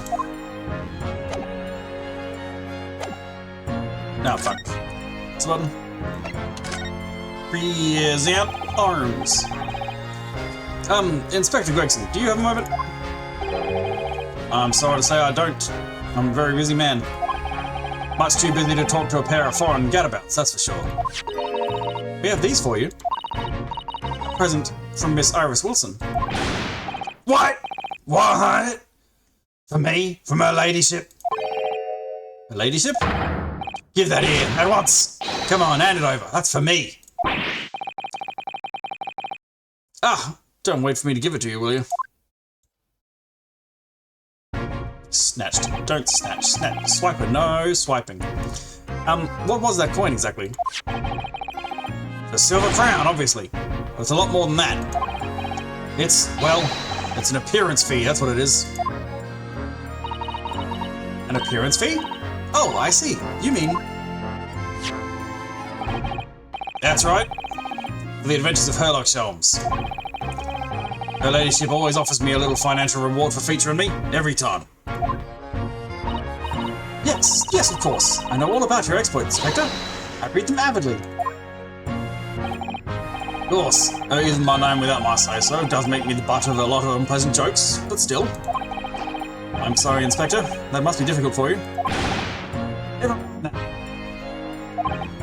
So, what do you want to know then, eh? Sorry? Tell the gentleman in black whatever he wants to know. I trust that won't be a problem, it says.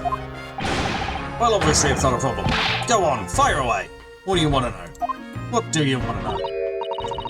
Well, if you wouldn't mind, Inspector, we'd very much like to know the address of Mr. Natsume's holdings. Lodgings. Oh, the little knife-wielding, moustache Japanese fellow? He lives in a right old hovel. It's just over there, look. On the first floor of that house in the corner where the wreck of a bicycle's propped up. It is nearby indeed. If I remember rightly, the landlord is a Mr. John Garridib. Right, well, you see her again.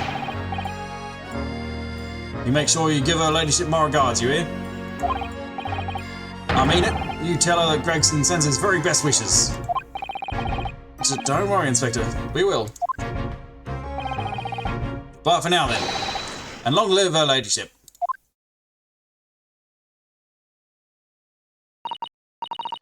Well, at least he told us what we wanted to know before he left. Yes.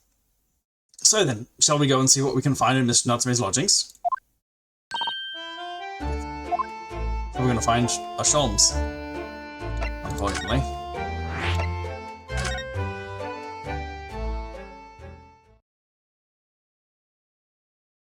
Huh? My guy.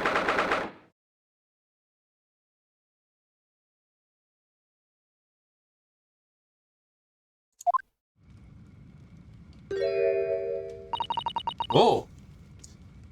May I help you? Oh, yes. Would this be the residence of Mr. John Garrideb? Indeed it would, sir. And who, may I say, is calling? My name is Ryunosuke Naruhodo. Mr. Naruhodo is representing Mr. Soseki Natsume. I believe he takes lodgings here? Oh.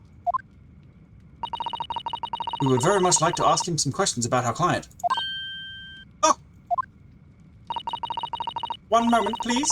I shall convey the message to Mr. Garrideb. Did you see that, Mrs. Otto? That was a real-life English maid. No. As I understand it, anyone of standing in the English society employs a number of household staff. But that was the first time I've ever seen one in the flesh. Oh, this day keeps getting better. It certainly feels like we've really arrived now, doesn't it? We need only to meet a butler, and the experience will be complete. Well, I'm not sure if I'd go that far, but I understand the sentiment. Thank you for waiting. Mr. Garrideb will see you now. This way. Oh! Can't converse yet. Let's have a little look-see.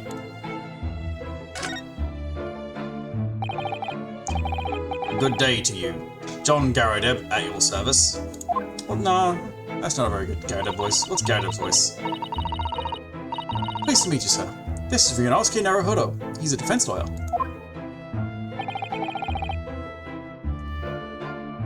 Do excuse me not getting up. It hooks the knee a fuse back in the Battle of My One, don't you know?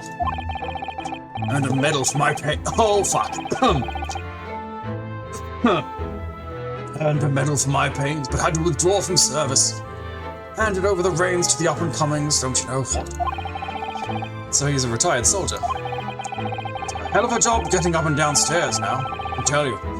Don't get out much, as you can imagine. Yes, it's quite a climb up here to the second floor, isn't it? I was panting at the top of the stairs. You really must take more exercise, Mr. Naruhodo. Ugh, do you think so? Well, Mr. Garrideb, no doubt you were very courageous to earn yourself a medal. Oh, it was nothing. It was just a folderol, really. Wouldn't like to offend the General, though, so I grudgingly displayed it on the wall. Why don't you fetch it down, Joe? Let these good people see it properly. Joan, fetch the... Yeah! Dash it all, woman, be careful!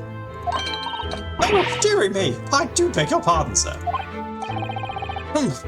Jolly nearly took the skin off my hands. I should be more careful, sir.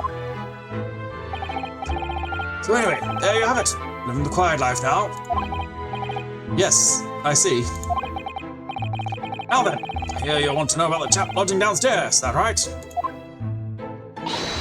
Yes, we would be very grateful if you could answer some questions for us. Would you please, naturally, especially if it helps to keep the peace here in Blighty.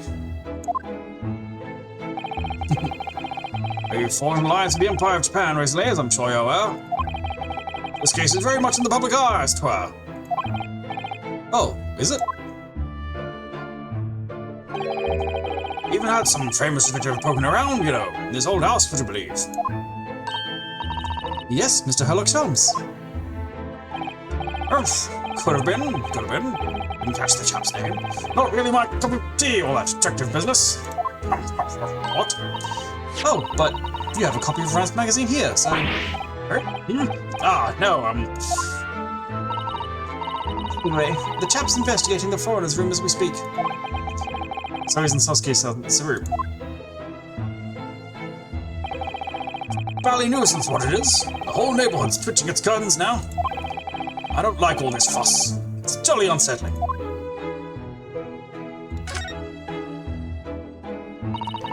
About Mr. Natsume then, Mr. Garadeb. Please, do tell us. Oh, yes, the Japanese chap. Only been lodging here for a week. Oh, just 1 week? So I moved in very recently then. I have 2 lodgers most of the time. One on the ground floor, and one just below us. The first floor room became available a week ago, you see. They've been... Ah! That's it all, Joe! Do be careful! Oh, my goodness, I'm terribly sorry, sir.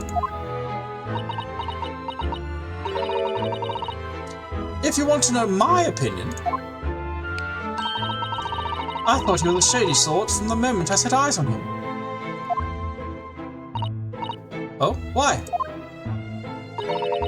He seemed to have a most nervous disposition, always shaking and looking over his shoulder. The man had shady written across his sweat-soaked brow, if you ask me. I said to myself, Joan, that man is trouble. Sooner or later, he's going to do something untoward. And I'm rarely wrong about anything. We won't be calling this maid as a witness, that's for sure. Was there anything else that struck you as suspicious about the man at all? Yes! Oh, yes, indeed there was. And she's dying to tell us.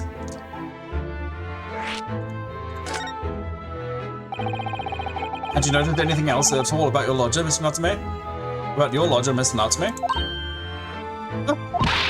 Oh my word, yes! The man was shadier than an orchard. Could you elaborate? Well, take the man's room.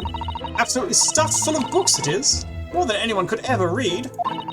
And he never so much as passes the time of day with another living soul. I haven't seen a single visitor call. He just trots off to that old bookshop every single day and comes back at 5 to light the gas fire. And the funny little man is up long past the time everyone else in the house has gone to bed, too. Oh, I see. The gentleman on the ground floor goes to bed at around 9 each night. But I've never known that Japanese fellow to retire any earlier than 2 in the morning. It's same. It's ruining my life. Could you clarify something, I wonder? Oh, what were you doing at the Devil's Sacrament? How do you know he doesn't go to bed until 2? What, pray? How do you know so much about Mr. Natsume's routine? Oh! I'd understood that neither of the lodgers live on this floor of the house. Is that correct? That's right, yes. They're both below us, on the first floor and street level. Then how is it that you know so much about the lives of your lodgers? Precise times that they come back in the evening, for example? Even the times they go to bed?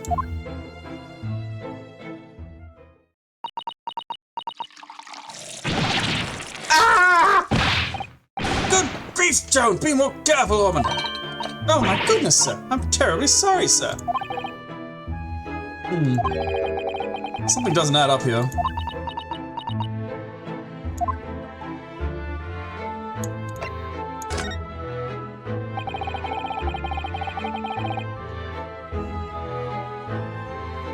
It seems that the incident took place at around 5 in the evening.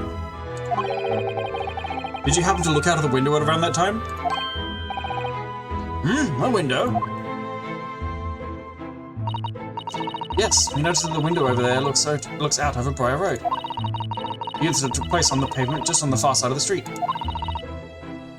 Was there anyone suspicious loitering nearby? 4 o'clock is dinner time here in the Garadeb household. I'm afraid I don't remember seeing anything. How about you, Joe? No, sir. It would have been dusk outside already at that hour. At 5? I guess it could be starting to darken down. Darken out. And also it's Britain, so it's dark and rainy and foggy all the time anyway. As well. And with the fog as well, I should think it would have been quite impossible to see the other side of the road. Oh, I see. Did you notice anything else out of the ordinary then? Such as? Anything at all, even if it seems unrelated. Well... Yes? Was there something then? Well, it's nothing particularly significant, but around that sort of time of year, okay, yeah, she's fucking telling him, like, she's stopping him from saying shit. Joan, what the fuck are you doing? Stop pouring so much tea. Go refill the pot. How is there so much left? Fuck no, pot. Be gone. Not on my watch. For the love of God, Joan! Watch what you're doing! Oh, dearie me, what have I done? I'm awfully sorry, sir. Do be more careful, woman. Of course, sir. If I may, Mr. Narrowhollow. Oh, yep. You have an exceedingly good memory. And as far as I remember, nothing of any significance took place here at that hour. Nothing at all. Oh, really? Mr. Garrideb? The way you were talking before, it sounded rather like there might have been. Oh, well, as I was saying, it was just a trifling matter, really. Nothing of... Ah ha ha! Joan, dash it all, what is the matter with you? Begging your pardon, sir. Nothing happened. Yes, quite. Nothing happened. Sat down to a quiet, uneventful meal. Joan. That's right, Mr. Garrideb. What's the matter with these two? It sounds like something here happened here in this room on the evening of the incident. But what? I wish I knew. Can I... Oops. Can I go back and have a little look-see? There's like a candle on the floor, and also all this has been burned up. It's pretty sus.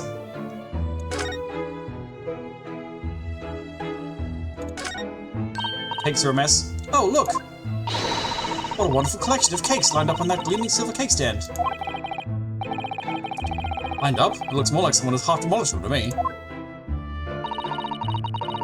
Afternoon tea is a time of indulgence, you know? It is quite the English way. It is Mr. Garrideb's custom to take 2 cakes with his tea. That sounds delightful.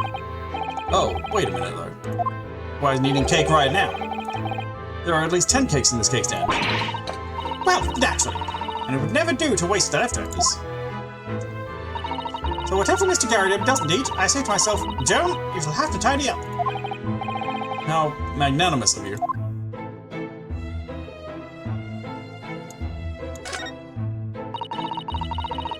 This old candle holder looks a little out of place here, wouldn't you say? This old candle holder looks a little out of place here, wouldn't you say? Yes, you're right. It's clearly supposed to be gold, but it's almost completely black for some reason. Ah, that old thing, yes.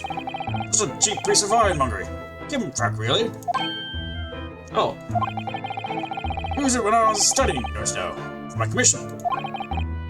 No, it's old. Hardly worth hanging on to, really. But, well, still has its uses sometimes. Of course. Does everything in this room have some elaborate story behind it? Memories, Mr. Naruto. Memories. Let's finish talking first, and then follow up on the entirety of the rest of the room. There's so much to look at. Goddamn. Oh, I'm gonna be here forever.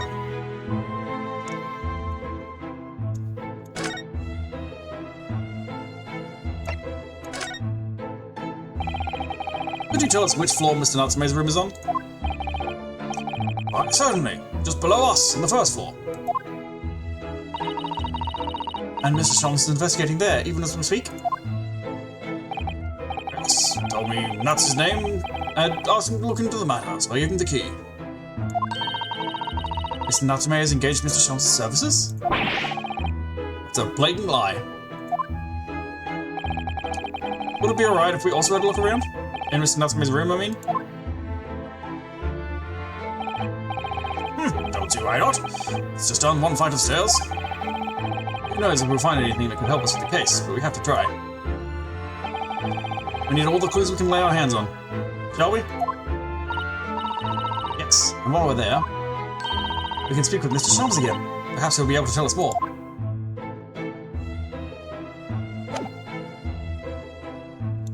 Let's check out the fucking cannon. That's a full-size cannon! What's it doing in here? How'd you get it up the stairs? Oh my, it's real! I thought it might be a replica. I should buy a cannon. That whole thing? Bah! That's little more than a toy. Sorry?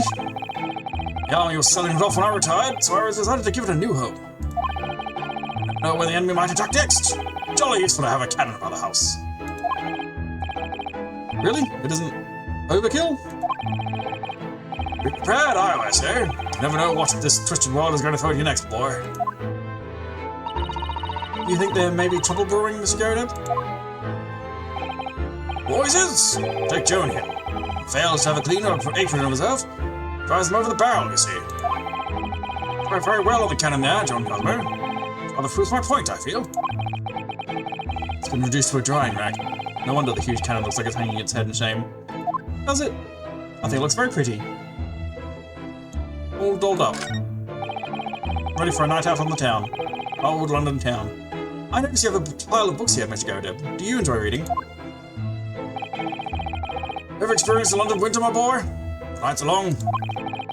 No better way to pass the time than in front of the fire with a jolly good book. Oh, there's a copy of Raz magazine here, I see.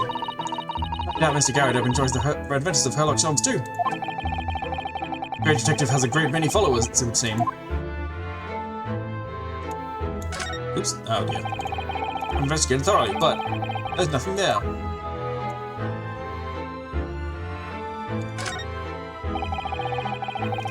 That uniform looks fairly ancient, doesn't it? It's clearly been well looked after, though. Matter old thing? Pah! Not much better than rags, really. Oh? Oh, that ceremony.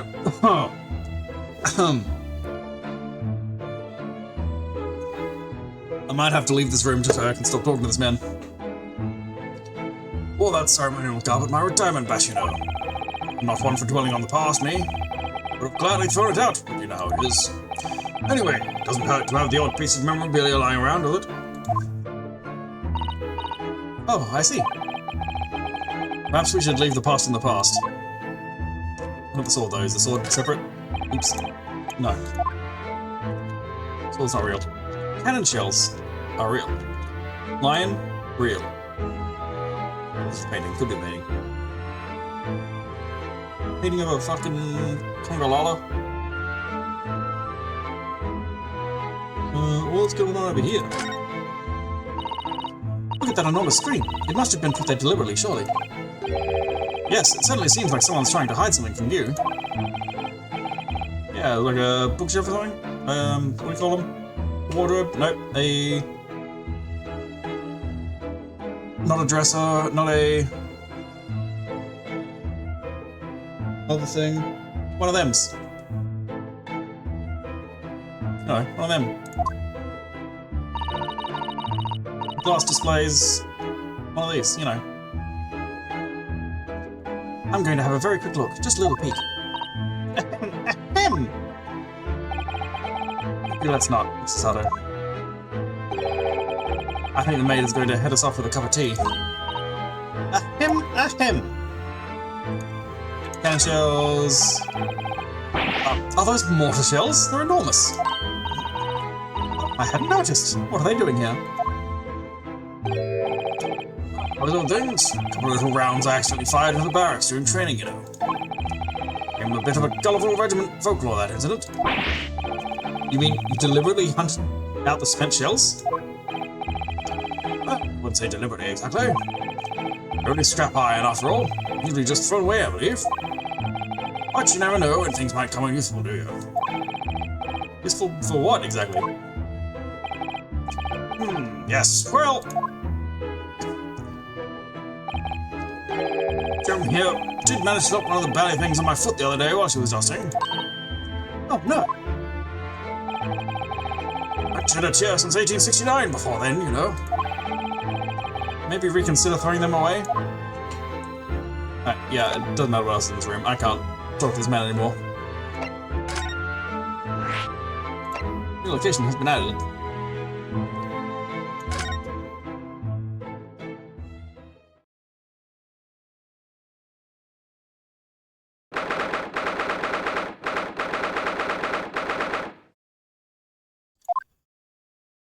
That's a lot of books.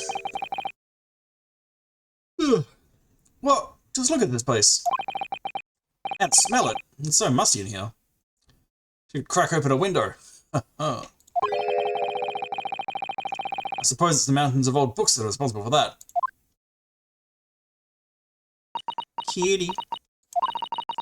I don't think I've ever seen so many books in all my life. No, me neither. You've never been to a library? Libraries have way more books than this. This is a small amount of books.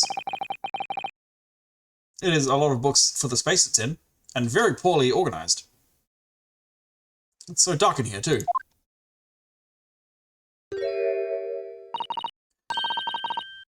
Is that the window over there? Well, it was the window, I think, yes. Once upon a time. But for some reason, it's been closed up with bricks and mortar. So this is where Master Natsume lives. By the way, I haven't spotted Mr. Sholmes anywhere, have you? No, that's true, but according to what Mr. Garrett told us, the great detective should be around here somewhere investigating.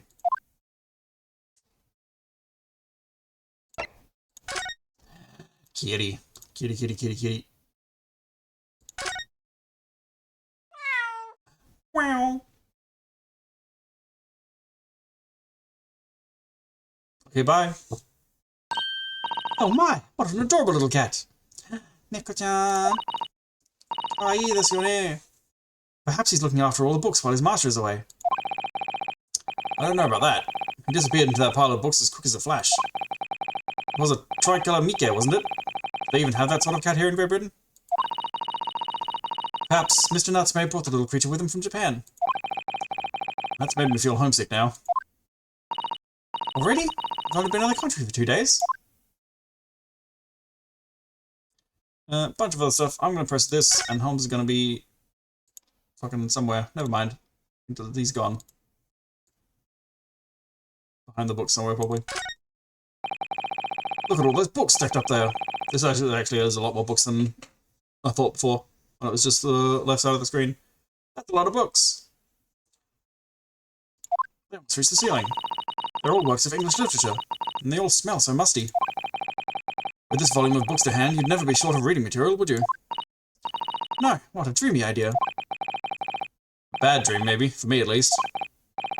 Mind you, I don't imagine the book that's at the bottom of the pile now will ever be read again. Ah, so reading it is an experience that comes but once in a lifetime. Once in a lifetime, and the book get read. Just as the tea ceremony teaches us. Tea ceremony teaches us. I certainly didn't expect the conversation to turn down the path of tea ceremony philosophy.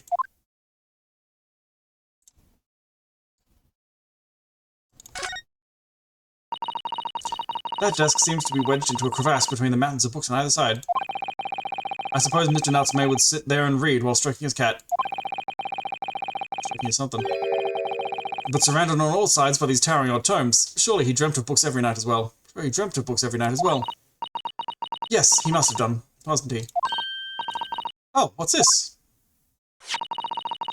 It's a receipt from a second-hand bookshop. Your books. My books? Oh, yes. Mr. Natsume's name is on it, look. And the date of purchase. Ah, 2 days ago at 4:45 p.m. That's the day of the incident. That's such a short while before he was embroiled in the terrible attack. He must have been on his way back from buying some old books.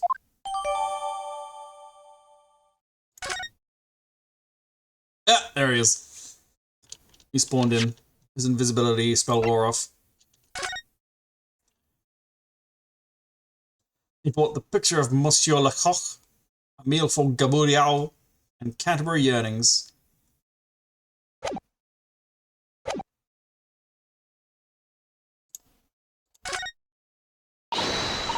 Ah, look, Miss Naruhodo. Aha, there he is. Where did he appear from? He seems to be engrossed in the pages of an old book. I hope he won't mind if we disturb him. Hello, Mr. Sholmes! Ah, you two, good day. Now, let me see. Where was it that we met? Oh, Mr. Sholmes! We were together on the SS Superior. Yes, of course, Superior. Let me see.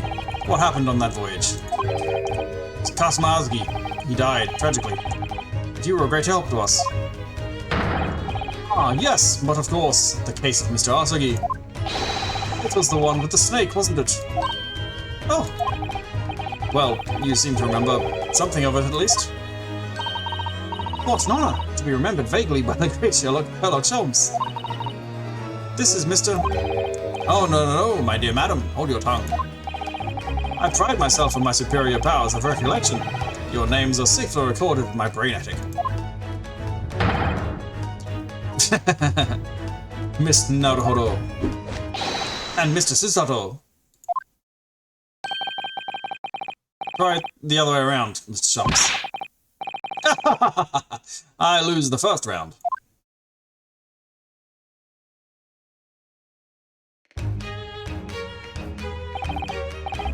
In truth, I had hoped to invite you both to my Baker Street suite the day we arrived in London. But some Scotland Yarders ambushed me at the railway station and whisked me away to a crime scene. It was an entirely trivial case, of course. I solved the matter in no more than 30 minutes. They apprehended Sosuke in that short amount of time? I'm afraid the pursuance of a new case has dulled my recollection of my past involvements a little. A little? This fucking guy. I fucking hate this guy. Fuck you, guy. It is a mistake to think that one's brain attic has elastic walls and can distend to any extent. It's been a week! Or 3 months or something. I don't remember. It was a long voyage. I do my best to forget useless facts, lest they should elbow out the useful ones. With a Sherlock Holmes thing. Yes, those are my own words of inimitable wisdom, you know, from an adventure entitled A Study in Scarlet. Please, there's no need to quote yourself. I don't always remember my pearls of wisdom, but fortunately my associate pens them beautifully. Means Iris, I suppose. So this guy has no idea what the fuck he's doing ever. He blusters through life. Because Iris writes down and editorializes and fictionalizes and makes him seem way better than he is, he just cruises. He just breezes through life, fucking up everyone else's. Fuck this guy. And fuck you, Iris. Stop covering for him. Stop helping him. Mr. Sholmes, we have some extremely important questions to ask you about the trivial case you just mentioned. Goodness, what an earnest expression. My dear madam, I should be only too pleased. And this murky room is an apt place to discuss the murky case.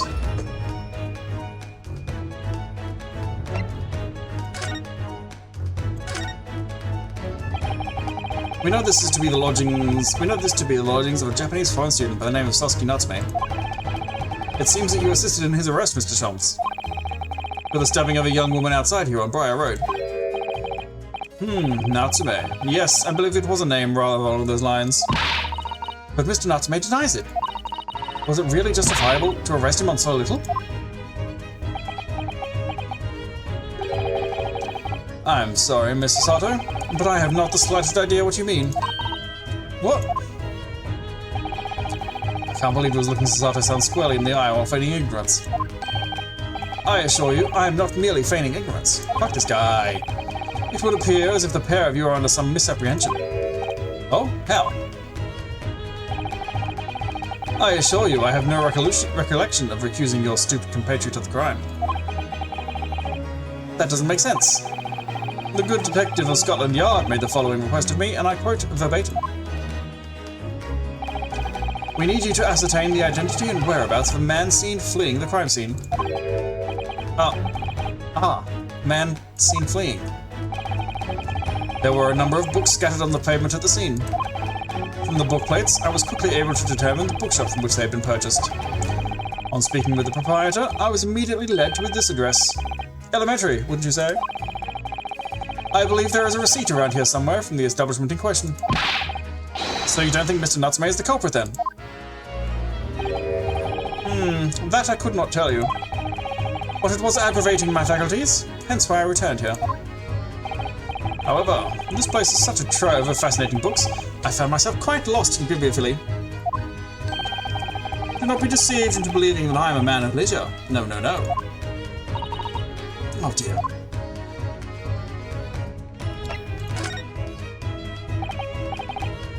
Ah, tell me. Have you encountered the landlord of these lodgings? Yes, Mr. Garadeb, a retired military man. It was the first time I've ever met a soldier from the great British institution that is its services. It was the first time I've ever met a maid from the great British institution that is service.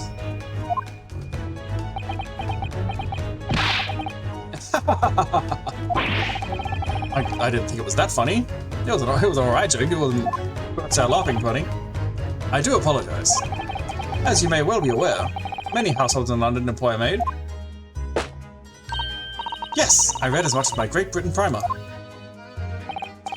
And so conversely, whether or not a household employs a maid has come to betoken the social standing of those dwelling therein.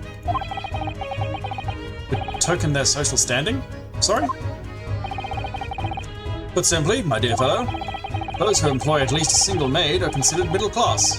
Those who do not are beneath that. In the upper echelons of society, of course, households employ enough staff to constitute a large family. Goodness, how extraordinary. As you can appreciate, for those on the precarious boundary between the middle and lower classes, being able to afford just one maid is of the first importance. I had no idea. And it is for precisely that reason that I find great stimulation in the situation upstairs. Specifically, in the retired army veteran, Mr. John Garadeb. Oh? Affable as he is, the fellow is hiding something. Whether or not it imposes on the circumstances of this case, I am as yet unable to ascertain. I'm thoroughly lost in what he means to say. I'm not. I don't know again. Give up, Yanosuke. This room is thoroughly suffocating for the soul, my dear fellow. I assure you, any man whose lot is to dwell in a place such as this will stab somebody sooner or later. What was the question I asked? Just talking about the Did You room. Mr. Natsume has stabbed no one. Ah, but sooner or later, as I said. I don't believe that's the issue here. About this dark little room, Mr. Shams. Why is there no longer a window? Do you have any idea? No window? Well, I mean, I can see clearly that there is a window. I can clearly see that there is a window, of sorts. But it's fully bricked up. But it's been completely blocked with bricks. Ah, I see. The answer to that question is quite simple. Window tax. Window tax? What is that? Surely not a tax on windows. Precisely that. That's fucking dumb. Oh my goodness. Until relatively recently, a tax was levied on households in this country by the number on their windows. Number of their windows. Those of lesser means, having inherited a sizable and costly family home perhaps, rapidly closed windows up. While the rich opened windows here, there, and everywhere. In an effort to curry favour with those in power by furnishing them with large sums of tax money. How awful and unjust, forcing people to live in rooms devoid of light. Indeed, disease was rife as a result. For some 40 years ago or thereabouts, the window tax was abolished. 40 years and this window hasn't been opened yet? But its legacy remains, as you can see, in squalid lodgings such as these, for example. Just go grab a sledgehammer, pop it open.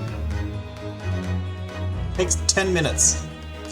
I suppose Mr. Natsume's stipend for living here in London isn't very generous, perhaps. It would appear so.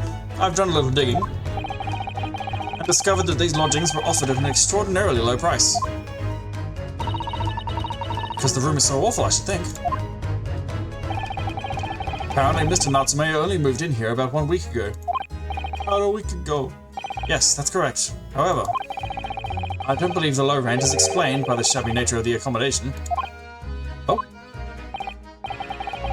Still, that is of little relevance here. A matter not worthy of further attention.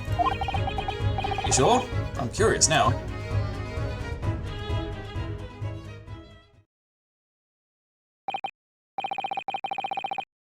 Well, I believe I've told you all I can now.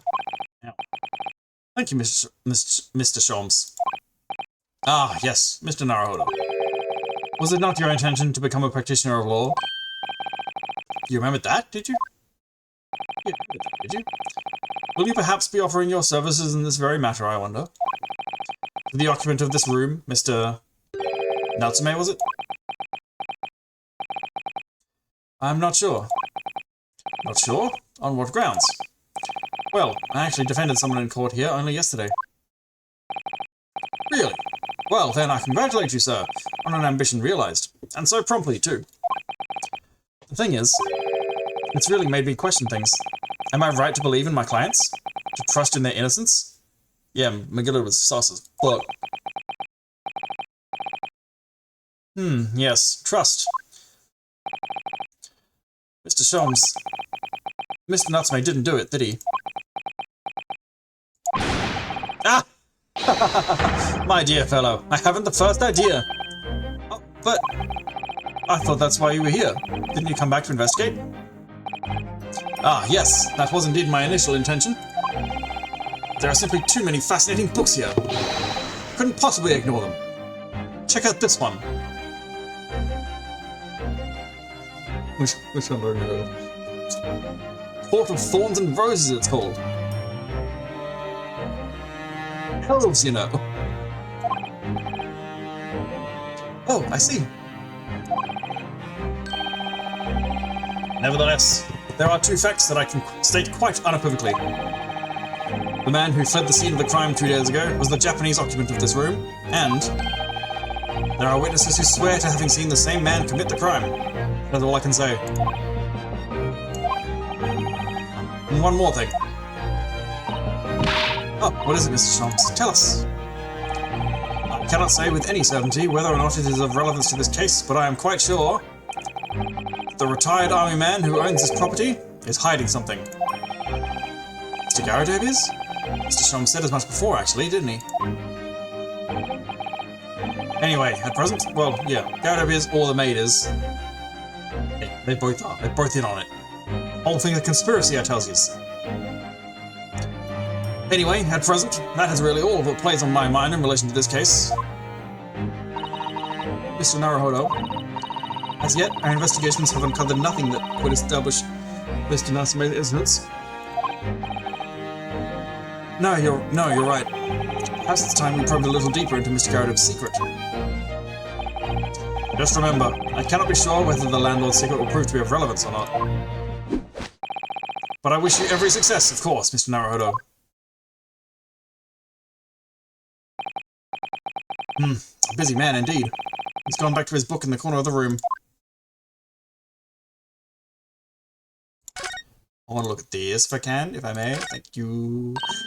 Oh, look! It's a beckoning cat from home. It's a bit big and bulky, isn't it? Surely Mr. Natsume didn't bring that Maneki Neko all the way from Japan with him. I hardly think you're in a position to comment, Mr. Naruhodo. Are you forgetting the enormous Daruma doll that you brought in your luggage? Remember the luggage that Asagi brought? That Kazuma bought? That was pretty big and unwieldy, huh? Well, it can be dangerous travelling abroad. I wanted a lucky charm. Well, I imagine Mr. Natsume wanted the same, and this cat is sure to beckon good luck to him. It's not doing a very good job so far, is it?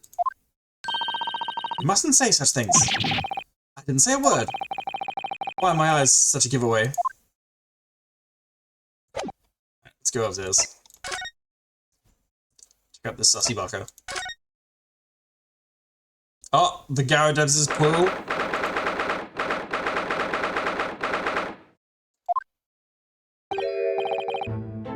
Oh, you prayer again. Fuck, I forgot. I gotta talk to this guy. Tell me, what's the detective chap? I forget his name. Still hard at work down there. Mr. Sholmes? Yes, rings a vague bell. All that detective business isn't really my thing, I'm afraid. Well, Mr. Sholmes is in his element down there. Jolly good show. Another cup of tea, if you please, Joe.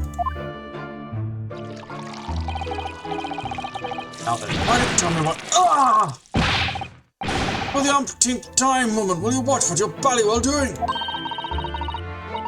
I shall be serving dinner shortly, sir. Yes, of course. Frightfully rude of me, but I'm afraid I shall have to ask you to take your leave, if you'd be so kind. Oh, yes, of course. We are deeply grateful for all of your assistance. Not at all, not at all. Don't get much chance to talk with young foreigners like yourselves. It's been a pleasure. Best of luck with all that. Perhaps you could see yourselves out? That's what the maid's for. What are you talking about? According to Mr. Sholmes, Mr. Garrideb is hiding something. And since no other avenues of investigation seem open to us at the moment, perhaps we should do some digging. Let's have a little look-see. What haven't I already look-see'd at? It's a crooked medal. That looks like a Medal of Honor, and it's showcased on a very grand banner.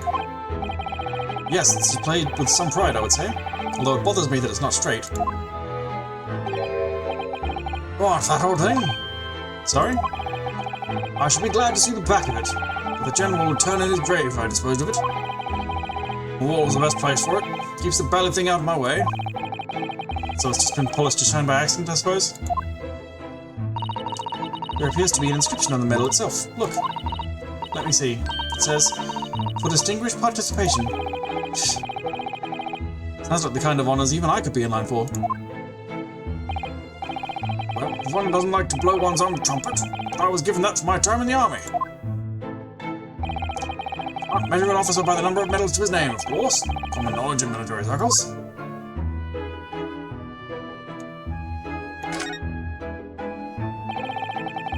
That portrait of Mr. Garrideb was glaring at me, I swear. Have you noticed that all the little frames contain photographic prints of Mr. Garrideb as well? Yes, and there seems to be a statue of a lion on the mantelpiece as well. Ah, yes. Seemed to come back from the local pawnbroker with that little trinket. Seemed to come back? What do you mean? Chap who runs the place is a bally wizard. Went in to sell him something and came out with that thing. Point of fact, now that I think about it, I do rather often find myself leaving the place with something I don't need.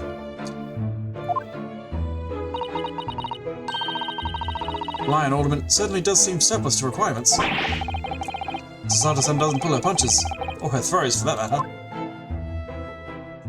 Right, what haven't we looked at?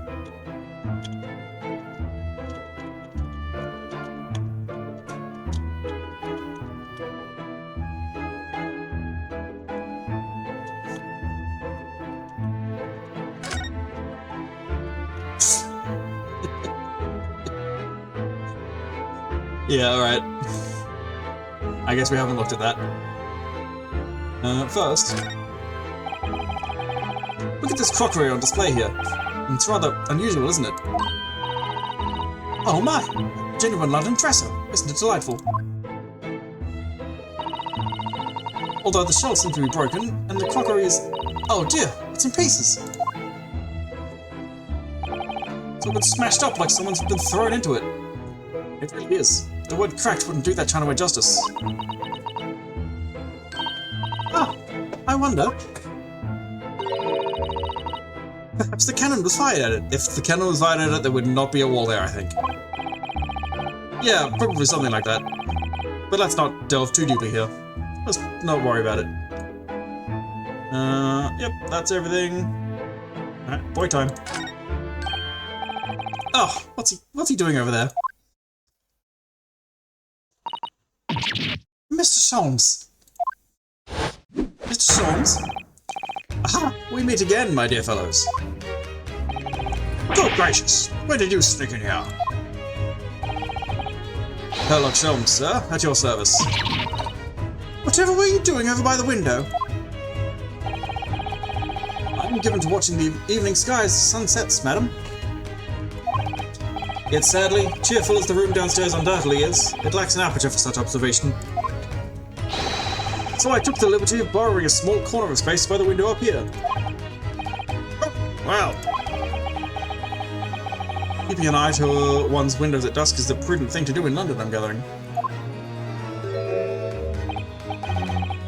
Ah, and one other thing, Mr. Naruhodo. Oh, me?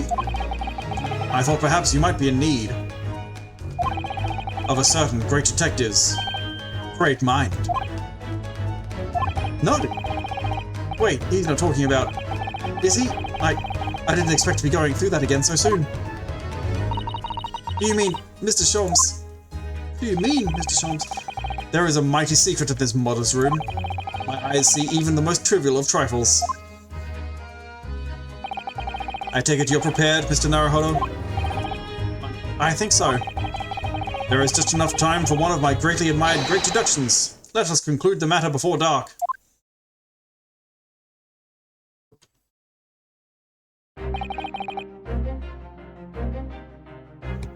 Mr. Garadeb, though it would seem you are a military man of considerable distinguished service,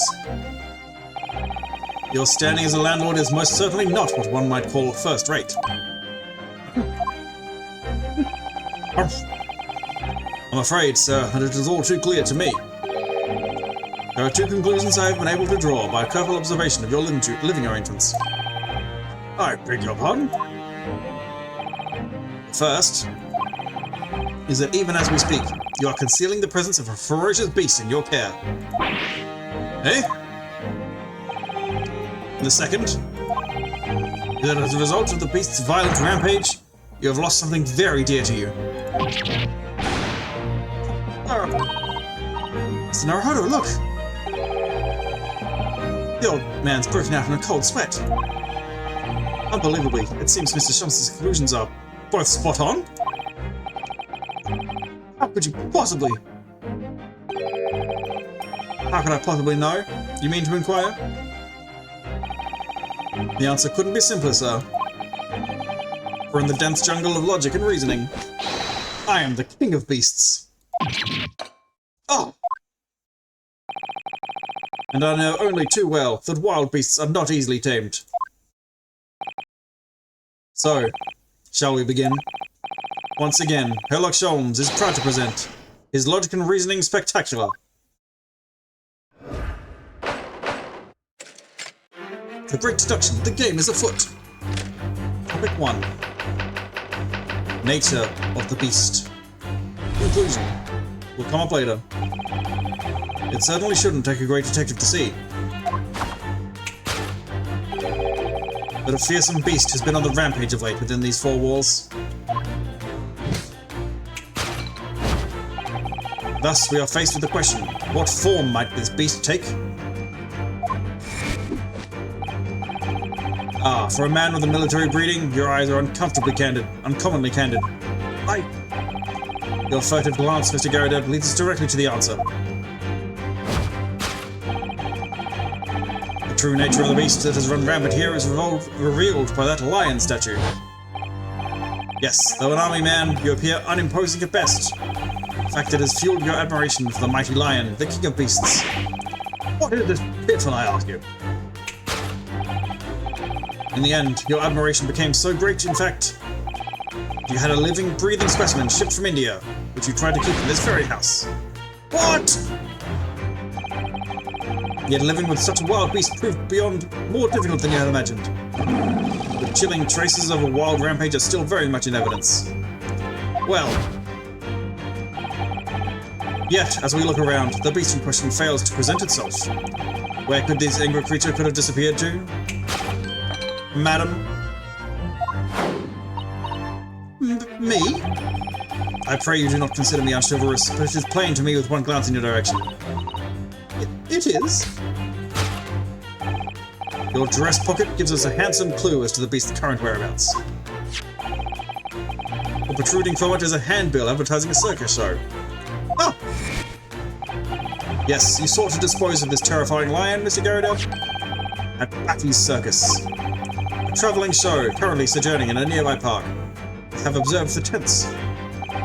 You sold the savage lion, sir, to the circus troupe. Most certainly did not. I believe I have made my point. Fearsome beast which ran amok in this room was an Indian lion, and a simple visit to the circus now will reveal the lion prancing jubilantly through a ring of fire.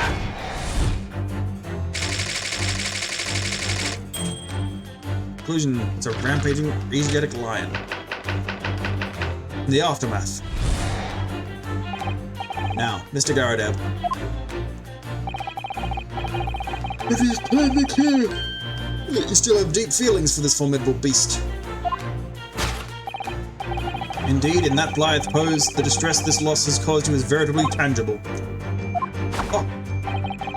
Your head weighs heavy on your shoulders, the pain you feel being revealed by that supporting arm. Amid fits of tears, you let your beloved beast go. The strain of losing something so dear to you is clearly visible in your visage. Nonsense, man! I simply... But what, we must now ask ourselves, is the true cause of this pain? And we need only follow the direction of your gaze to find the answer. Yes, it is this pile of bills that has given rise to the pain you suffer. Every envelope contains another demand for payment. Ah. Cartloads of meat, potatoes, wheat and tea.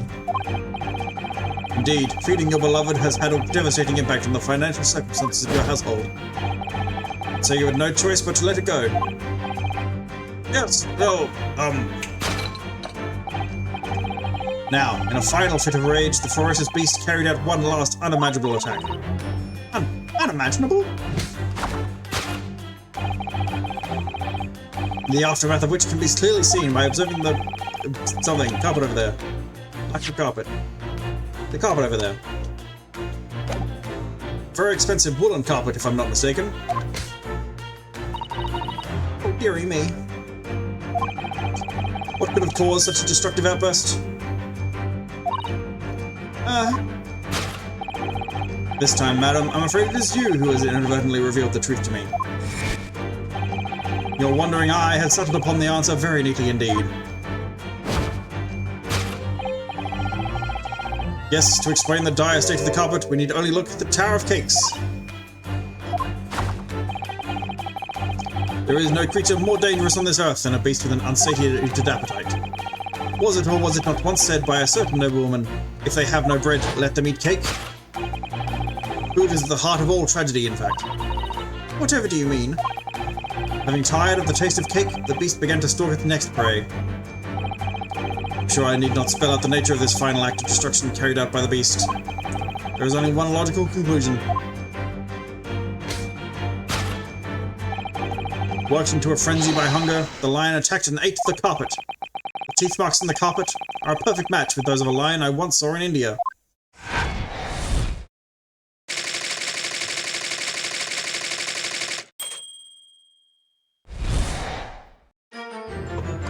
Not even close, baby! Thus concludes Sherlock Holmes' great deduction of something or other. Some kind of puzzle. I thought he wouldn't know this time. Oh, what is the matter with you, Joan? You're pouring scalding hot tea all over me. So dumb. Oh, I'm sorry, Mr. Garadeb. I'm afraid I didn't notice. My deductions can be startlingly sharp. It stands to reason that your cup runneth over. Indeed, my revelations can make people spill tears at times, too. Oh! Mr. Sholmes, sorry to butt in again, but could I make an observation?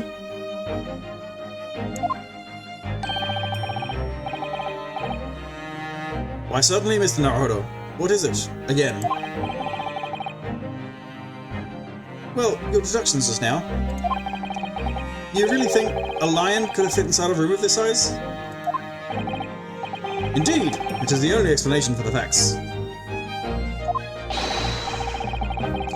The terrifying truth all too often lies beyond the realms of common sense. But wouldn't it be an idea to consider what lies inside the realms of common sense as well?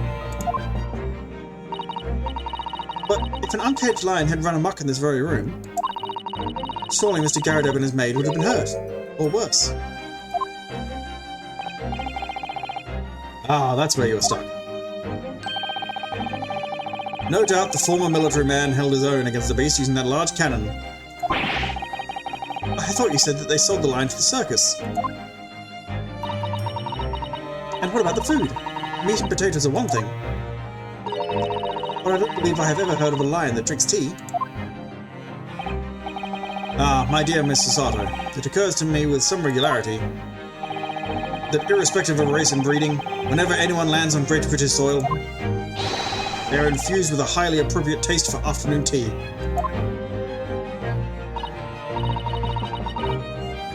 Oh, what a glorious notion! Well then, Mr. Naruhodo, it's your turn to shine again. I had a feeling that was coming. A slight massage, that's all Mr. Sholmes' instructions need. You can do it! Combate! Excellent! I have been waiting for my trusty partner introduction to step forward, Mr. Naruhodo. We don't even know yet whether or not this is going to help with Mr. Natsume's case. Still, uncovering the truth is always worthwhile, whatever the motivation. At least, that's what I want to believe. Let us start again. From the beginning. Oh, Herlock Sholmes' logic and reasoning. Spectacular. Hold it!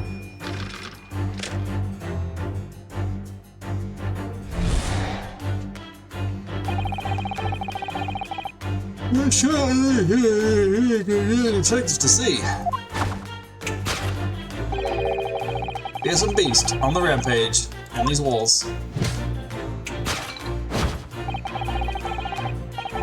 Thus we gotta ask ourselves, what kind of beast? Ah, for a military man, your eyes are giving me all the information. You looked, dummy, at this lion statue. Because you looked in the direction of a lion statue, that means the beast is a lion. Hi, Fire Fan. You're so late. Detention. You have to write... Hold it. You have to write objection 100,000 times. I really didn't see the lion thing coming. No, but if you observe Mr. Gyarados' reaction, it rather seems as though some beast did indeed run amok here in this room. He was working... Oh, alright. I'll forgive you. Alright. Case 4 is the day after the last case. Fucking Magnus McGilded died in the carriage fire from the epilogue scene. At the end of the last case. He just fucking died off screen.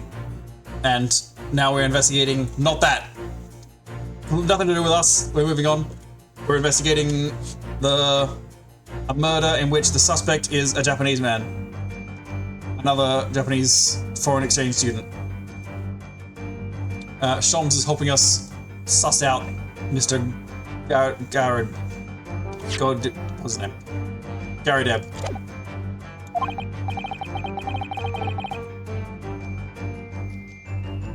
Maybe Mr. McGilda did do it? We don't know. But then he died. And it implied that Baron Van Zeeks is called the Reaper of the Bailey because... Not because he gets a guilty verdict every time, but because when he doesn't get a guilty verdict, the person dies. So it's not that he's only ever gotten convictions, it's that he's only either gotten either convictions or the person just fucking dies like a week later.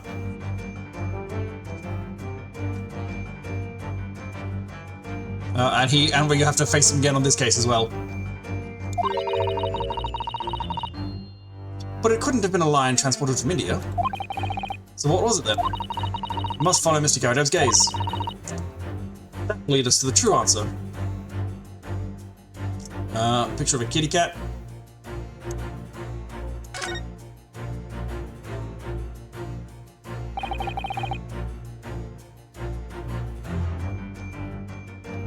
What's this photograph?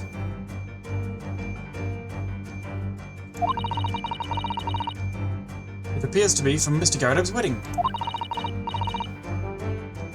looks very happy, doesn't he? He does, but you can't make out his bride. No, how unfortunate. Something must have struck the glass directly over the woman's face. I wonder what happened. Probably best not to delve too deeply there.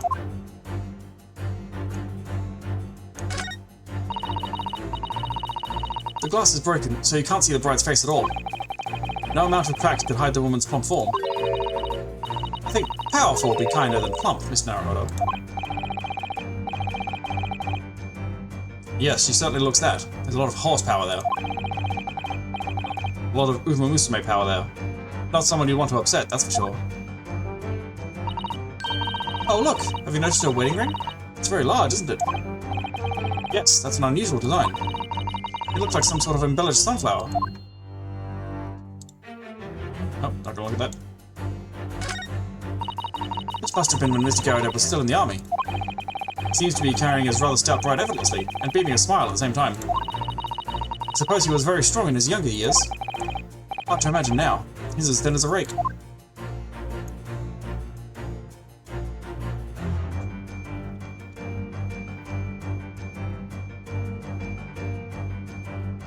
Was we looking at anything else? Right, quickly. Nope, alright.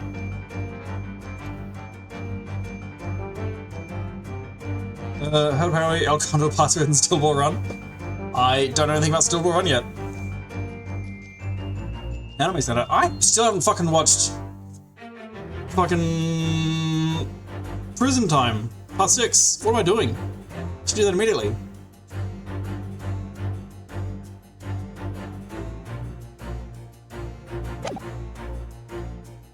Maybe the photo is not actually relevant? It really seems like it's relevant. Can I click again? Yeah. Yeah, we had all that. Click again? Yep, same stuff again. Ring, yep. What if we do it again? Nope, same line again. Is there a spot? I didn't.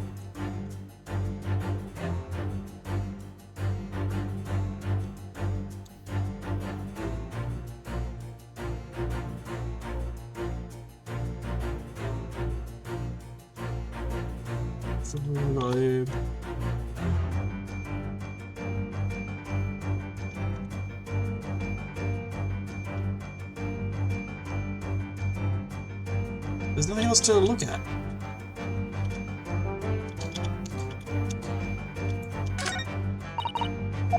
Still in the army. Carry bride. Click it again. Same. Huh?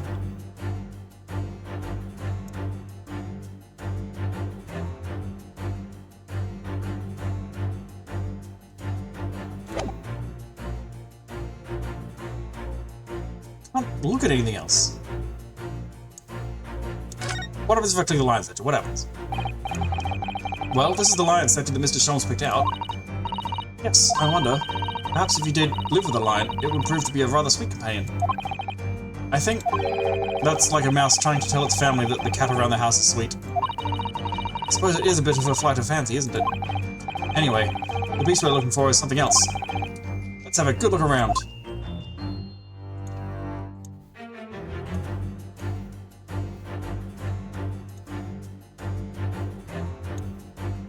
What? Did they actually just fire the cannon in here? These are shells for the cannon, are they? What a strange place to keep them. I imagine they have some significance to Mr. Garrett from his time in the army. Ah, of course. He mentioned a battle to us before, didn't he? You remember? He said that he'd been shot in the knee. I used to be an adventurer like you. Perhaps it was one of these that hit him? If around that side hit his knee, there'd be nothing left of it. Or of Mr. Garrett, for that matter. Mr. Sholmes has a Persian slipper. What? What the fuck does that mean? And this man has spent shells. Perhaps it's customary in Britain to display, well, rubbish in the mantelpiece? Ah, we had a Persian slipper in his house.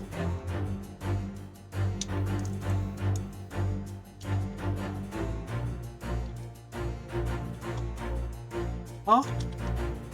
Nani the fuck? Can't click anything else. Can't look any further. They looked this way.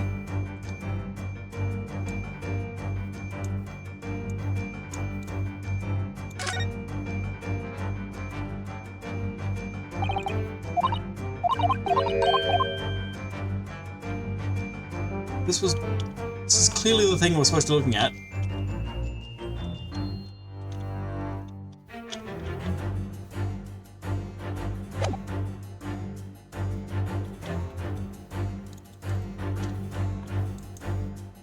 Alright, fuck this. Be right back.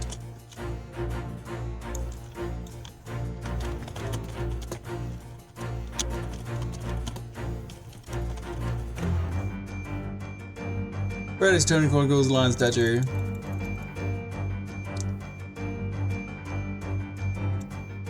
Huh? Yeah, photo. What about it? Loading in. Oh, I can present on it. Take that! God damn it.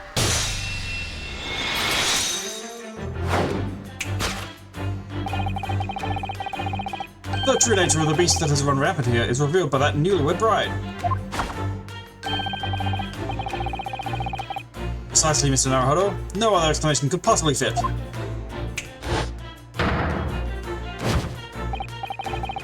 Yes, this framed print pictures your wife, Mr. Garuda. While we lament the fact that her face is obscured, we can still make out her mighty arms and note the considerable horsepower they must contain.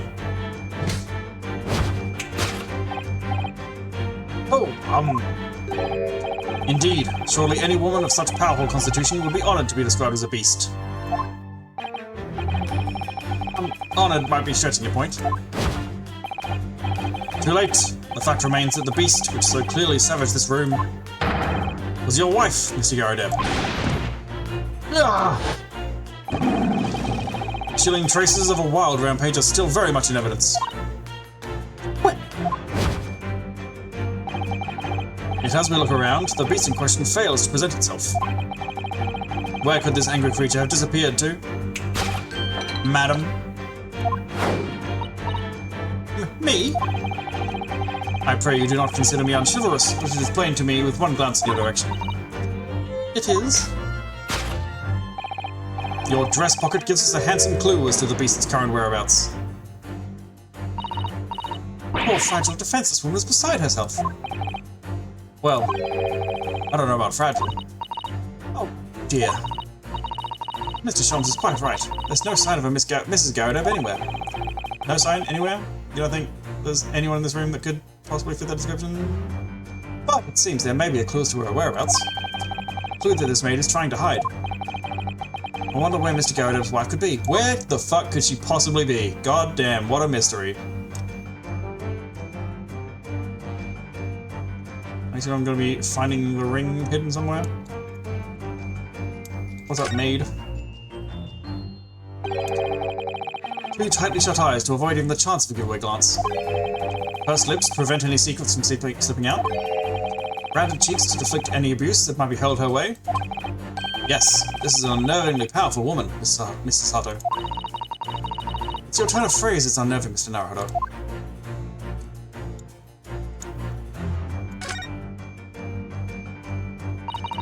What a charming little teapot, and it's in pristine condition. Jen has been pouring some deliciously fragrant tea from it for Mr. Garuda, hasn't she? Well, not so much for Mr. Garuda as on Mr. Garuda, wouldn't you say? I wouldn't dream of drawing attention to it. Look at the pocket. That certainly does appear to be a circus handbill poking out from her pocket.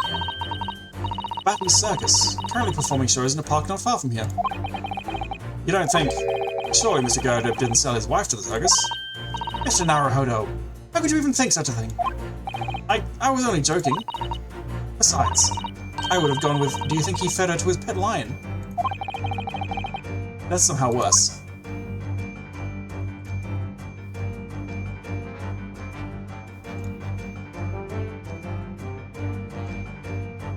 Not the dress pocket. Gotta find something else.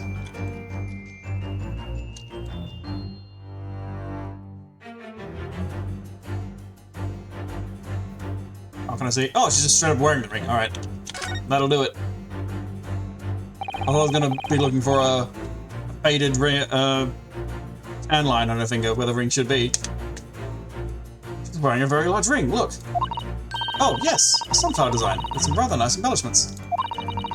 And it's on the ring finger of her left hand, which means it's surely a wedding ring. It looks like it's on there for life, too. Can't imagine it would slide off a finger of that size. Can you guys fucking chill? You gonna cool it a little bit with fat phobia? That's something to think, Mr. Naruhodo, not to say. Yeah, shut up. You know, Mr. Garadeb's wife in the photograph had a ring very much like this one. There's a large sunflower design as well. Really? You have a great memory for these things, Mr. You looked at it 1 calendar minute ago. A large sunflower wedding ring. What could that possibly mean? It's quite a coincidence that they have the same ring, isn't it? Take that! Your wedding ring gives us a handsome clue as to the beast's current whereabouts. Ah! Indeed it does. That flowery band gleaming on your finger gives you away.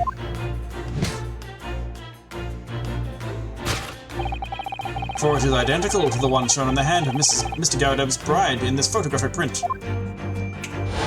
Look at this photograph! Every time I do, it solves a crime.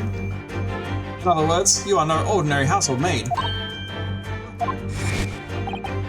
No. You are Mr. Garadeb's lucky bride. You are Mrs. Garadeb herself. And she's pretending to be a maid because of the social standing. You can't not have a maid in the house. My word!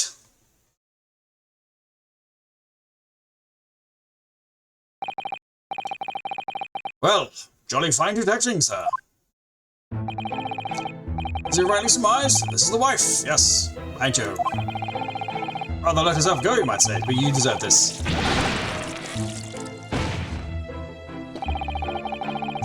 It would appear that you don't live in the most comfortable of circumstances. After all, you are a retired army man, yet you are in the business of renting out rooms. I would assume, therefore, you have insufficient means to employ a maid. Would that be correct? It's not right, I tell you. I was second lieutenant of the 3rd Regiment. Man has his bride, don't you know? By golly. Fuck, I'm out of water. We power through. By golly, it's a sorry thing when a chap can't even afford to have a single maid in his employ. Yes, here in London, one is rather judged. A household cannot be considered worthy of society if it employs no staff at all. Though, in my considered opinion, such concerns about appearances are a folly. You mean Mr. Garadeb has his wife work as his maid? Precisely. Am I right, Mr. Garadeb?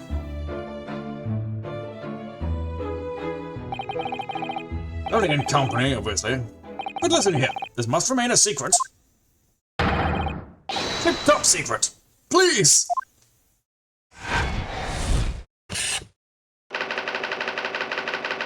This is still only topic 1? No! I'm dying! I need to go get another glass of water. Another minute.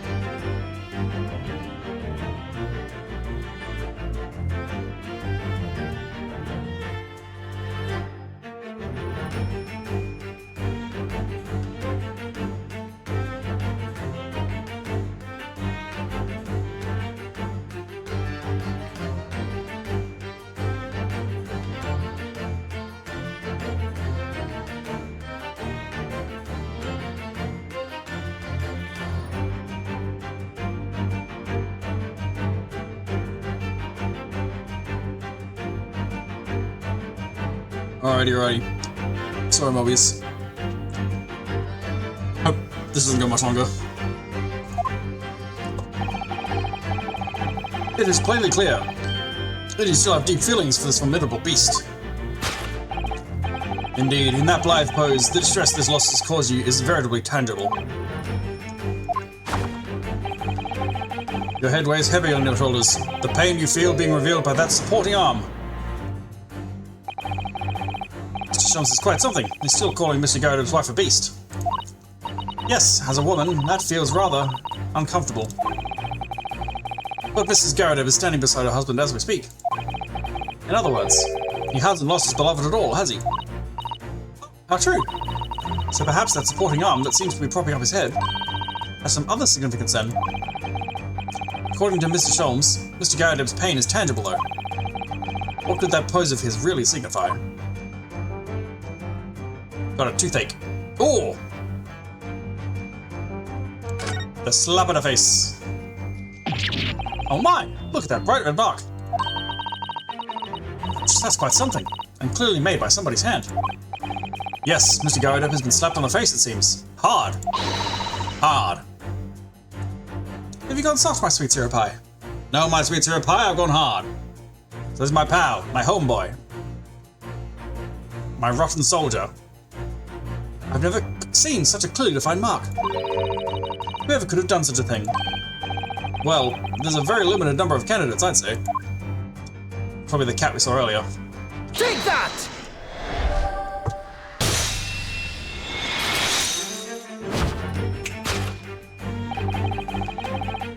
Your head weighs heavy on your shoulders, the pain you feel being revealed by that slapped cheek. And of course, the deliverer of that impressive mark on your cheek that refuses to fade was you, Madame Joan Garrett. Well, yes. You have been desperate to hide the slap mark on your cheek, sir. Oh.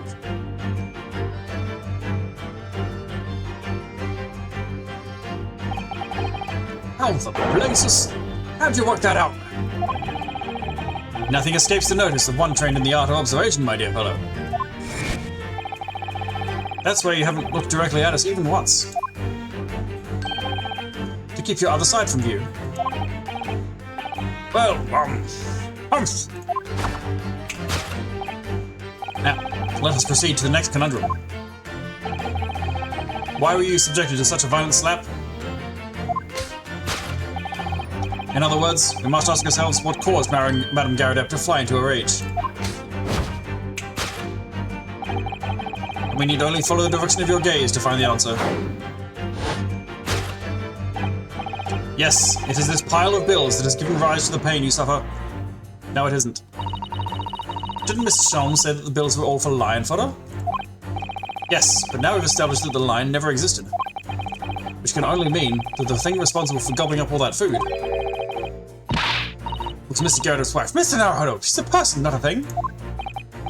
Yes, well, she's also a person who gave her husband a mighty slap around the face. One so hard that it left a perfect hand mark, in fact.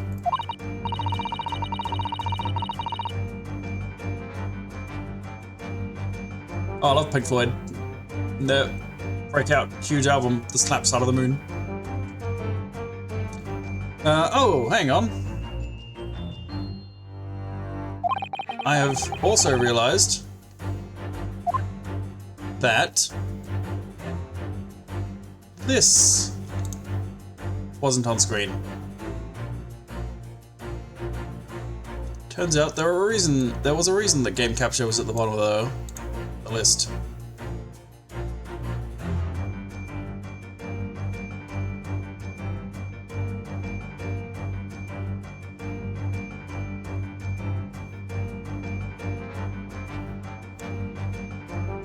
Okay, that should be better.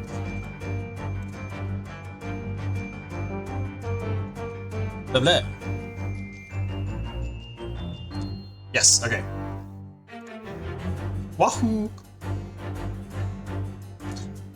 It's not that pile of bills, it's this other thing, maybe. What else is over there? Nothing we can see, only left and right. Could be the broken plate. might be the broken plate. Oh, hang on. Oh, you know what? I think it probably is the bookmark, actually. Someone must be reading this book at the moment. There's a bookmark here, look. Mr. Garadev is clearly an avid reader. Oh, wait a minute.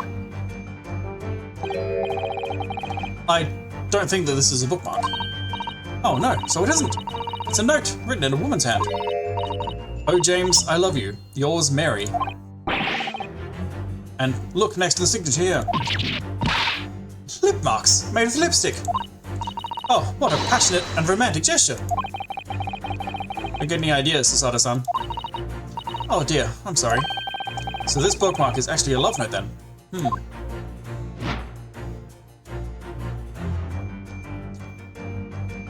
Adultery? In my good Christian lawyer game? Take that! Lawyer puzzle game? Lawyer visual novel? Yes, it is this love note that has given rise to the pain you suffer. Oh James, I love you, yours Mary. Passionate indeed. Perhaps the sender of this note, a certain Miss Mary, is the fly in the ointment here?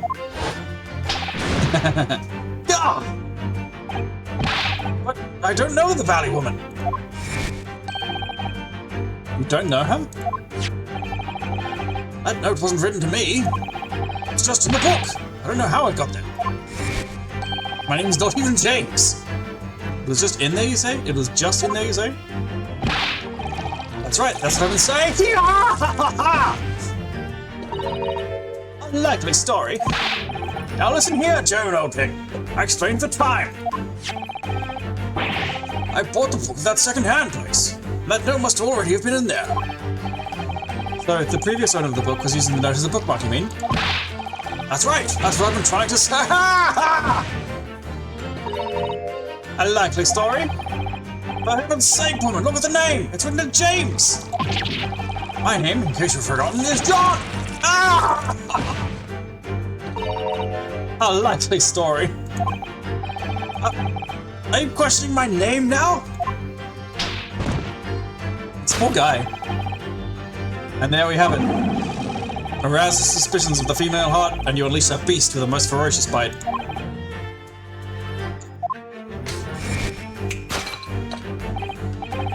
Now, in a final fit of rage, the ferocious beast carried out one last unimaginable attack. Unimaginable? The aftermath of which can be clearly seen by observing the carpet over there.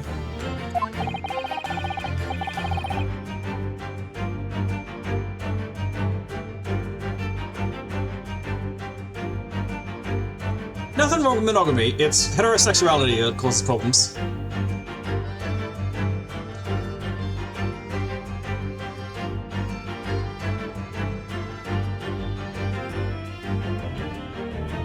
A very expensive woolen carpet, if I'm not mistaken. Oh, dearie me. What could have caused such a destructive outburst? This time, madam, I'm afraid it is you who has inadvertently revealed the truth to me. Your wandering eye has settled upon the answer very neatly indeed. Yes, to explain the dire state of the carpet, we need only look at the Tower of Cakes. But surely Mrs. Garrett didn't eat the carpet? No, of course not. There doesn't seem to be any doubt that the state of disarray that this room is in is a result of her wild temper. No, that's true. So, this is the last part of Mr. Shum's introduction that we need to fix. We need only to follow Mrs. Garadev's gaze, and that will tell us the real answer. Alright, let's see what we can see. Yes! Let's go with the fucking candlestick. What are you talking about? It's been burned. This looks like a very old candlestick, doesn't it? The base looks too small. Surely it's very unstable. It looks to me like even the slightest knock would make it topple over. Oh dear, that would be dangerous. Wait, take a closer look at this. It's missing a candle. No shit. How fucking... You guys are terrible detectives. And this is my partner, she's a terrible detective. Why is that, I wonder? Why is one candle of the free missing from its holder? Because it's on the fucking floor next to the burn.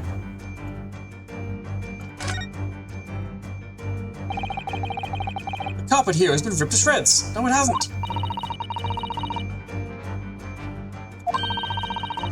According to Mr. Shon's deduction, the tears match those made by an Indian lion's teeth exactly. Oh, look here. What is it? If you look closely at the edge, you can see scorch marks. Oh, yes, so you can. In that case, perhaps the carpet wasn't eaten in the normal sense at all. Let's rethink this with that in mind.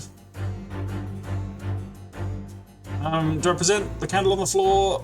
No, because that's carpet, so I present the candlestick. Take that!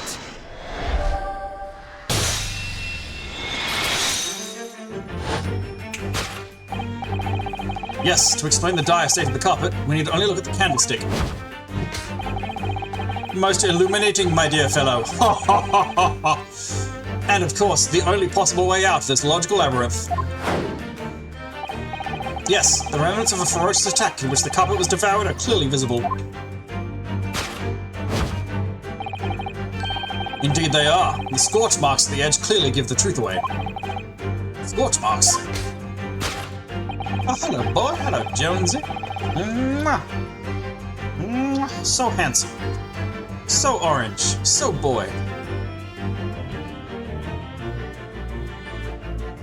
It would appear that this room was the scene of a little marital altercation. Oh. Jones! Lass says hi.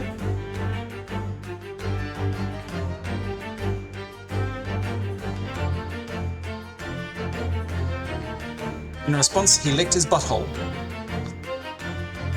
Mrs. Garadev's mighty arm muscles left an impression not only on her husband's face,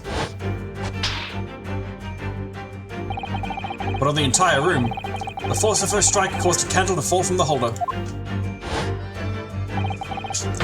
And in seconds, the carpet was alight and the whole corner of the room in flames. You have that effect on people. Yes! For the most ferocious beast in this world is neither a violent lion nor a vengeful woman, but fire.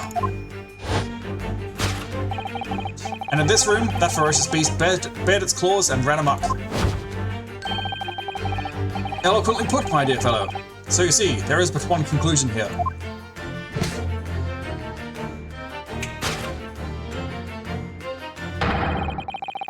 After the sparks of marital discord flew, this room was the scene of a fire.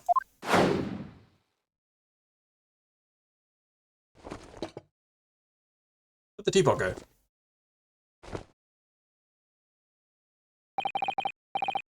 Mr. Sholmes, I salute you!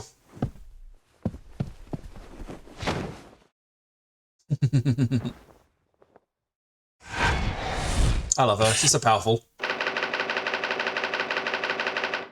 The carpet was scorched by a small fire. Solved.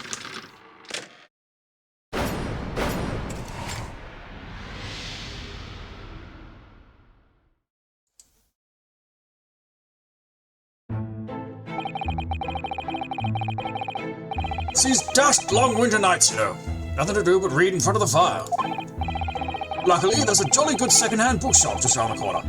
I own novels there.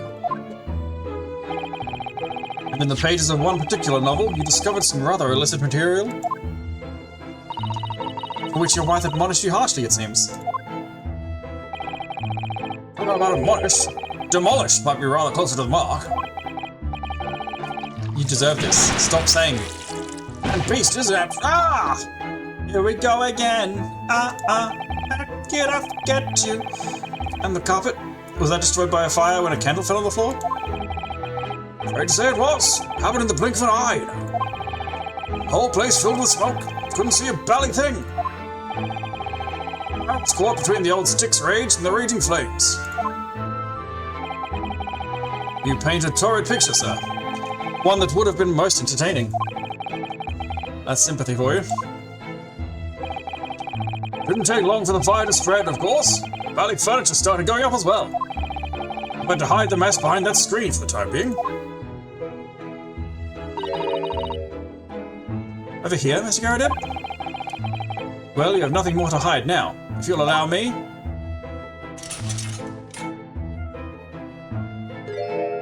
Ah, it's just a bookshelf. Bookcase. And all my favourite old novels in that case. But as soon as the fire got a hold of them, that was it. Whoosh, up in smoke. They are mostly fine. These 4 are slightly singed.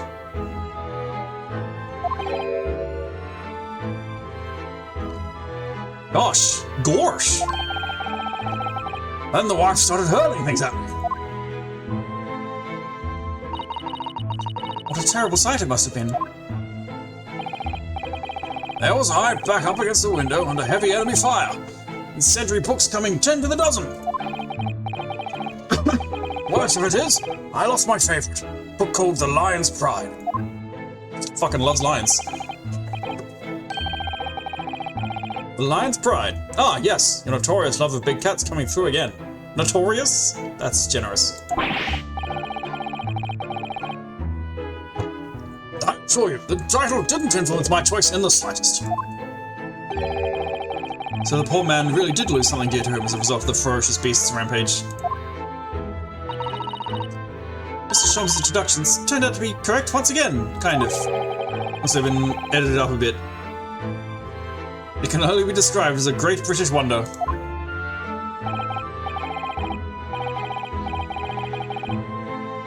He immediately cuts to the heart of the matter. He sees the truth for what it is.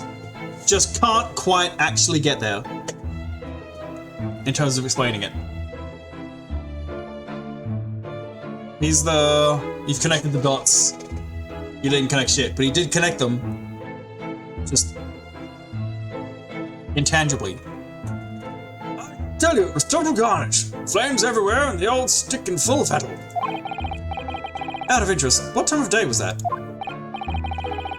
Not sure I can remember. It's 2 days ago now. Let's see, around 5 o'clock, I think. So at exactly the same time, the terrifying incident was unfolding outside your window on the street below. Even more terrifying on the inside, I can assure you. The whole of Blighty could have been flattened outside my window at that moment. I wouldn't have noticed a dashed thing. Oh, really?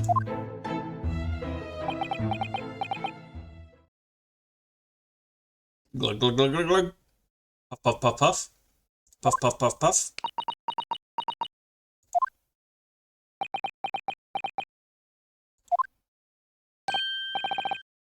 Mr. Sholmes?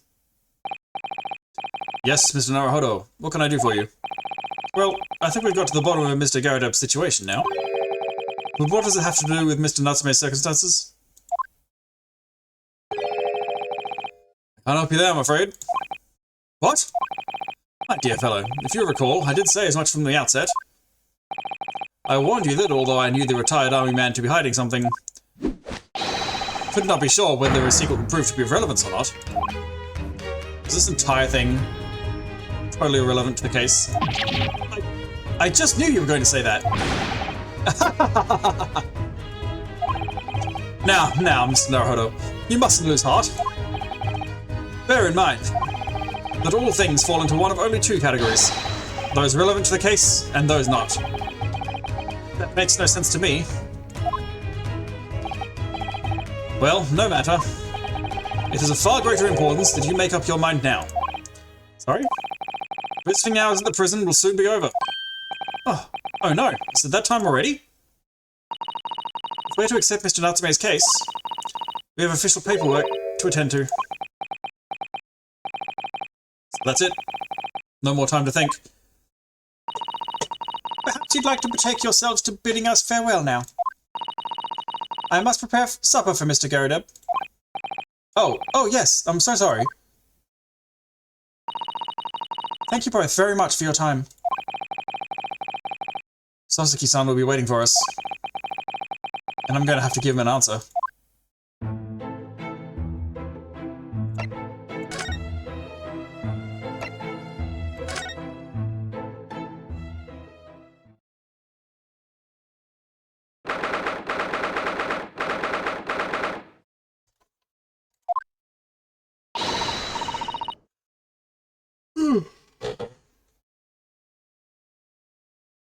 Oh dear. It's time, Mr. Naruhodo. We must hurry back to the prison. Yes, I know. Let's hail a car. Oh. The coppers are gone. Looks like something's going on over there in front of the Gyrodep's house. Hmm? Holy fuck!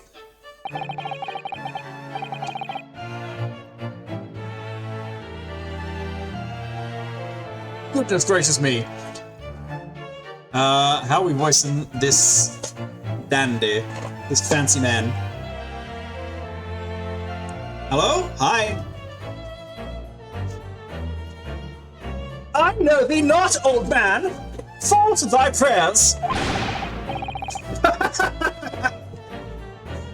Fucking Popeye.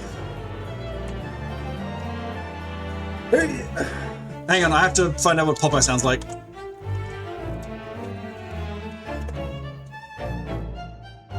Yeah, see?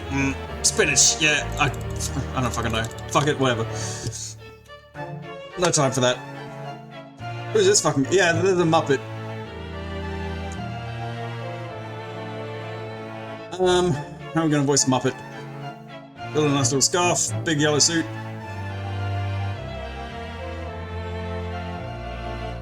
What do Muppets sound like? Big chin Muppet. I don't watch enough Muppet stuff. I don't know them. I don't know. Karithty Frog. Who are you calling an old man, you rum-looking nimity-pimity? There are more things in heaven and earth, Horatio, than I dreamt of in your philosophy.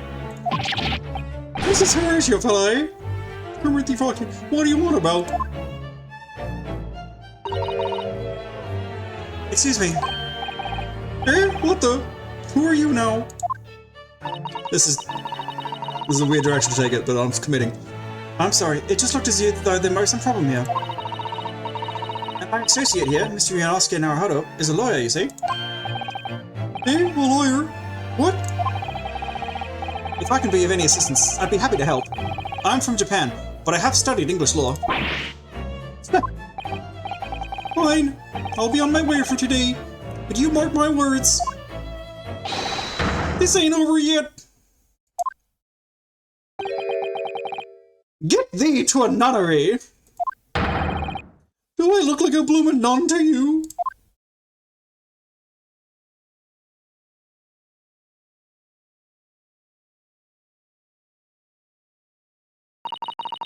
Shut your mouth, if you get bugs in it. I do hope you're not injured. Oh, fair Eastern maiden, thou art so gentle. Thank you. What's all that about? There are more things. Yep, you had this one. There are more things in heaven and earth, Horatio, than I dreamt of in your philosophy. I'm not Horatio either. Forgive the inquiry, sir, but are you a lodger here? In the Gyrodep residence? Oh, fair Eastern maiden, thou art so right! Yes, I do dwell in this humble abode. How do you look like this and live in here? Mr. Gyrodep mentioned that he had another lodger, didn't he? This must be the man. Do you happen to know the other lodger who lives on the first floor? Yes, a gentleman named Natsume. Oh, more worthy a polemist in my battle of words ne'er could there be. Sorry, battle, did you say? Who is it stronger, Hamlet or Macbeth? Mr. Natsume and I sparred long into the night. But I'm to go to bed at 9 every night. I see. I don't see. I see. I don't fully understand, but it seems Mr. Natsume and this gentleman are acquaintances at least. So, fair maiden. So, good gentleman. I can tarry here no longer. Fare thee well! I didn't really understand him, but I think he's returned to his room. It seems he's unaware of what's happened to Mr. Natsume, so he can't really help us. Why are we fucking power scaling Shakespeare? With Sasuke-san and that man as lodgers, the Gyrodep house is certainly full of eccentricities. Oh, eccentrics. Anyway, I'll go and find a carriage. Yes, I'm sure Mr. Natsume is eagerly awaiting our return. Let's hope we can get to the prison before visiting hours are over.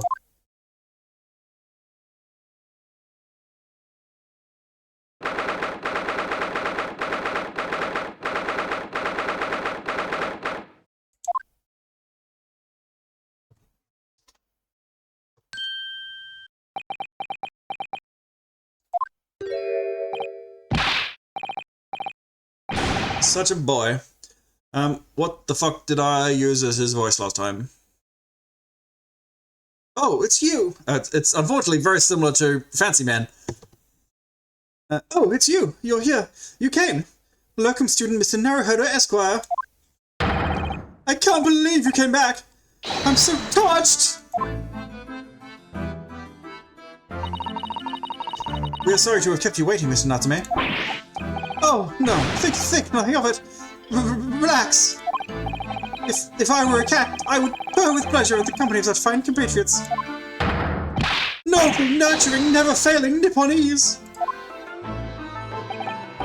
Oh, now, let's not get carried away. Oh, I quite agree. There is nothing more reassuring than the familiarity of one's native land. On the other hand, Earthshelms, it is through friendship transcending international borders that one truly appreciates the fact. Such is my belief, at least. It's you! The miserable, rotten spy! Herr Lock Sholmes! Mr. Sholmes, what are you doing here? I have no intention of doing anything, per se. Save observing, of course. Whatever do you mean, Mr. Sholmes?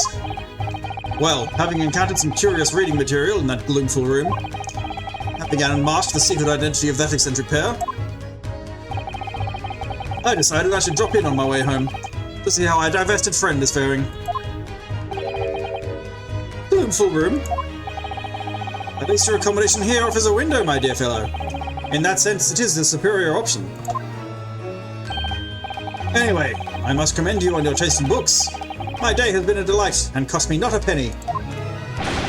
Oh, you! How dare you, Herr Lock Sholmes!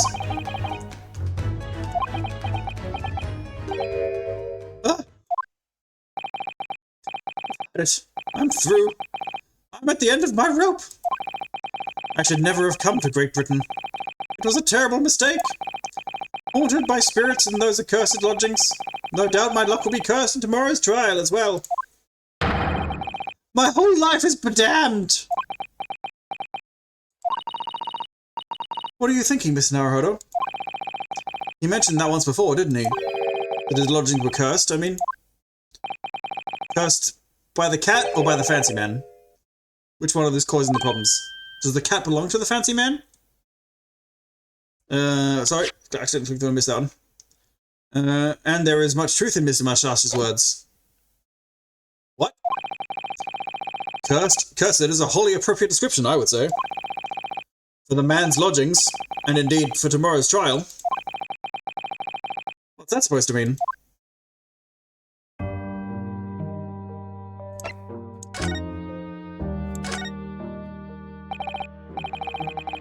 Mr. Natsume, what did you mean by what you just said now? By what you said just now?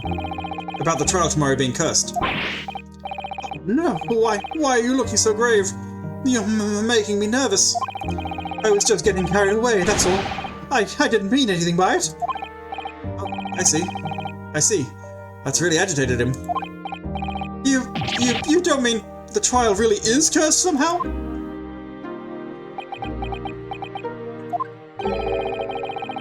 Are you referring to the prosecutor?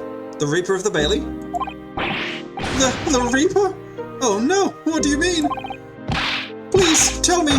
Summarize it succinctly in 16 salient words! No, you didn't say syllables, could have elaborated a bit more. 16 salient syllables! No, don't tell him this! No defendant has ever survived a trial in which the Reaper stands for the prosecution. Ever.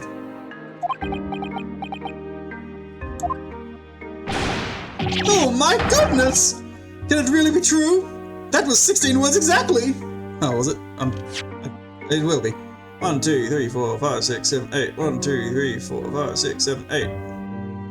Did I miscount? 1, 2, 3, 4, 5, 6, 7, 8, 9, 10, 11, 12, 13, 14, 15, 16. I did miscount. It was 16 words exactly.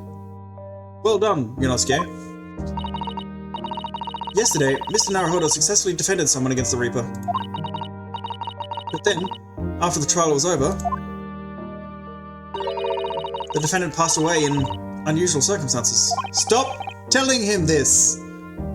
He's gonna fucking have a conniption! He's gonna have a little heart attack! Mr. McGilded. What? Bedtime. Good night, lass. I'm like 2 minutes out. As soon as this scene is over, if it doesn't save, I swear to God, I'm gonna be pissed. I'm done after this scene. I almost guarantee it's gonna be a save point. Ah, I am impressed, Mrs. Sato. You have an eye for detail. Actually, the Lord Chief Justice told us. Mr. Sholmes, surely it can't be that, having failed to have the accused convicted, Lord Van Zieks killed the man himself? Killed the man himself? Oh, no, he couldn't have, surely.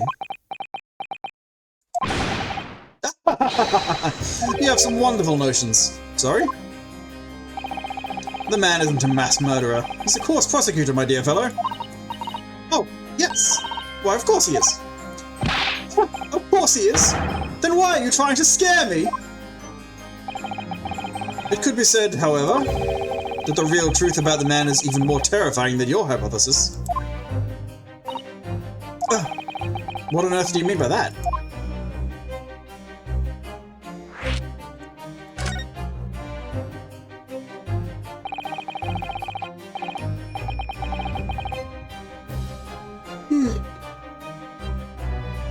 Van Zieks is a quite exceptional man. However, in London courts of law, exceptional does not equate to winning every case without exception. Ah, that's good.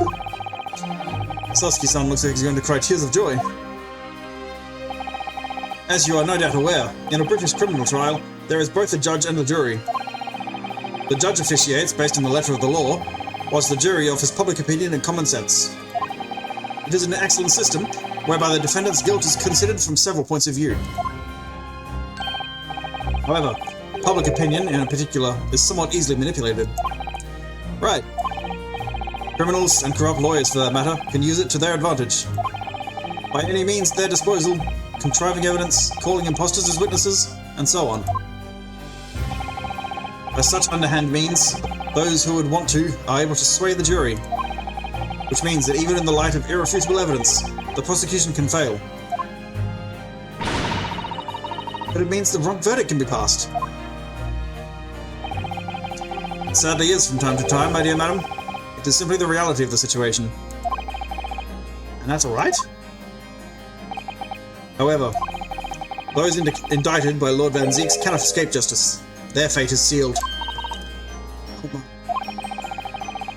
Though the adjudication may see them leave the courtroom with their freedom, within months they all disappear, which is most striking. Disappear? But how? Ah, by all manner of misfortune, sir. Perhaps they are trampled under a passing carriage, perhaps they fall into the Thames and drown. Perhaps they are suddenly overcome by a raging fever, or perhaps attacked by highwaymen. Oh, no, no, no! No, no, no, no, no, no. All examples of the reality of events here in London, I'm afraid, Mr. Naruhodo.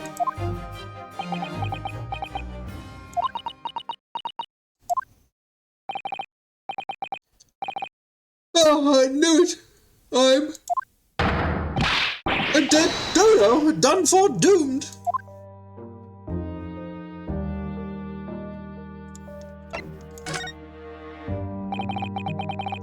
When you said accursed lodgings before, you were referring to your room at Mr. Garadev's house, I assume? Do you mean to say you believe the place is cursed?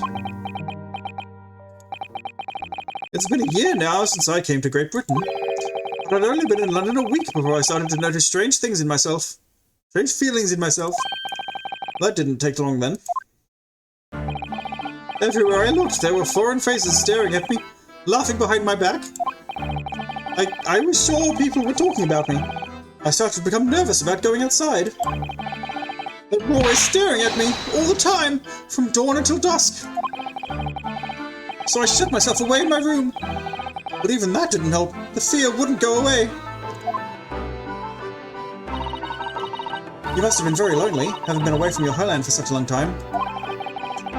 I've had to move a number of times, most recently to that room on Briar Road a week ago now. How'd you fill the room with that many books in a week? Goodness gracious, man. Yes, why did you choose there? It seems a little inconvenient. The rent is cheap. I have so little money, it appealed to me straight away. Of course, I asked why it was so affordable. The landlord just simpered and said, "The room is cursed." Oops. He quickly tried to cover his mistake, but it was too late. So I told him, "If you have something to say, then say it. But if not, don't mention it in the first place." Yes, well said. But it was true. It was all true. You mean, the room really is cursed then? Ever since I moved into that windowless hellhole, my sleep has been plagued with nightmares. I awake feeling as though I'm being choked to death. And in my waking hours, people are stabbed in front of me as I walk down the street. I'm branded a killer, thrown in prison. Nobody wants to know me. I'm surrounded by scary, sinister spirits. If only there was someone, just one person on my side. Can no one find it in his or her heart to believe in me? Really no one at all? To believe. Yes, to believe. I want to believe.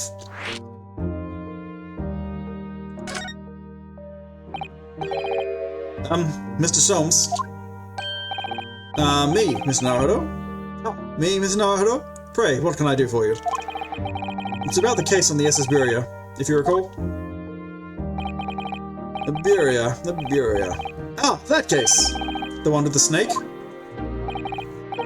Well, yes. At that time, I was the suspect, but you believed in me and listened to my side of the story. And you helped us to investigate. I did I? Interesting.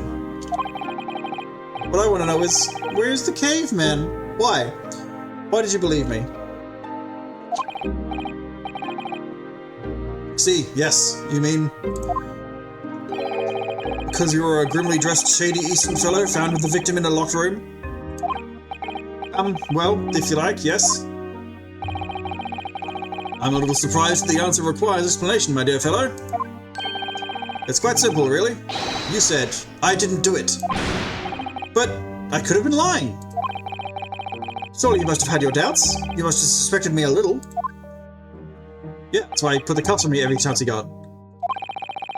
I think perhaps you have misunderstood. I neither recall believing in you, nor in that which you were telling me. What? You see, the only things I believe in are those I choose to believe in. What? What do you mean, Mr. Sholmes? I make up my own mind about what is to be believed and what is not. If I should like to believe in something, I do. The circumstances can hang as far as I'm concerned. But I could have betrayed your trust. In that case, I should have made an elementary error of judgment, nothing more. Betrayal of trust is an overused excuse in my opinion. Meaning, whether or not one should trust another is, in the final analysis, down to oneself. It is a matter of whether or not one can trust oneself. Yes, he's right! He's right, locum student Mr. Naruhodo Esquire. Whether or not I can believe myself. A defense lawyer is only as good as his faith in his client. And that comes down to how much faith he has in himself.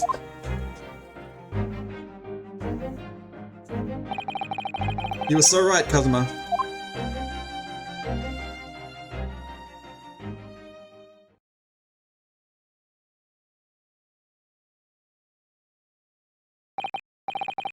Well, my dear fellows, it is time we were leaving, I believe. Already? Visiting hours are over. The guard will be here shortly to escort us out. There is a restaurant near here that serves excellent trout. Would you care to join me?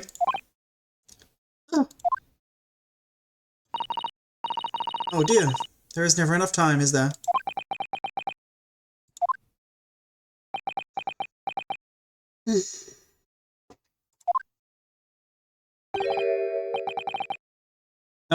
Mr. Natsume-san, if you'd like, in the trial tomorrow, I'd be happy to represent you.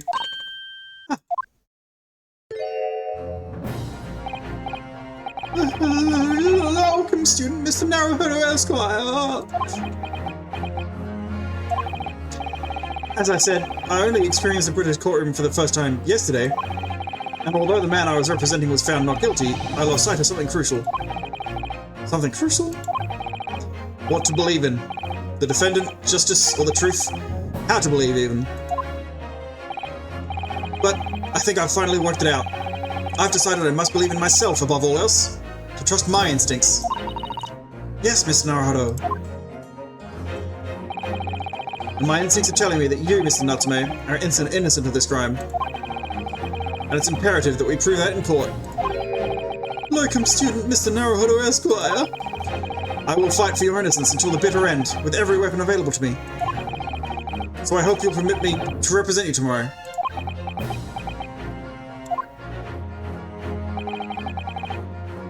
As I said when we first met, I'd like to entrust my fate to someone who will listen to me, in my native tongue. Of course, Mr. Natsume.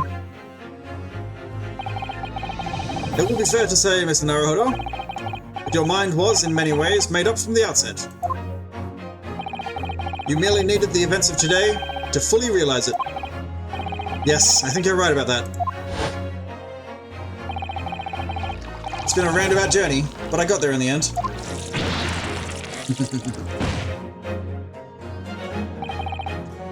Mr. Sato? Yes? Would you be willing to stand by my side tomorrow and help me in court? Absolutely! As I said this morning, you may consider me your personal judicial assistant.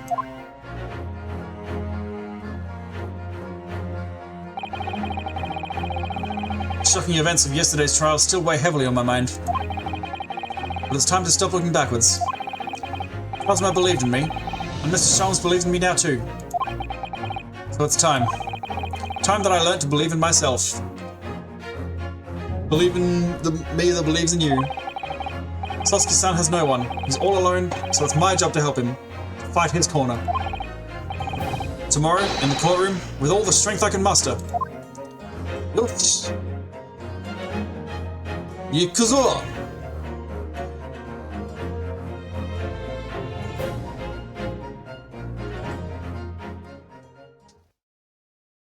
Continue.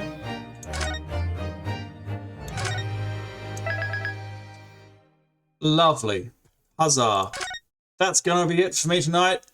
I'm surprised I went as far as I did with my injuries. My horrible, painful, bitten cheek. We survived. We got through a whole 2 parts. Huzzah. Alrighty. Next time is Bubble tomorrow. Thank you very much for watching, GMan85, and for the follow. Welcome to the team. Tomorrow Bubble will be playing something. Warframe maybe? No, Warframe's Friday. Aliens Dark Descent. She's continuing on with that. It's tomorrow night. Enjoy. Friday's Warframe. We'll both be playing that, I reckon. Bit of Friday Warframe streaming. Love it. I myself will be back solo next Wednesday. More Great Ace Attorney, probably. Unless I can't find it, or if I forget. Good night. Good night, lass. GMan85. Good night, Fire Fan. See yous next times.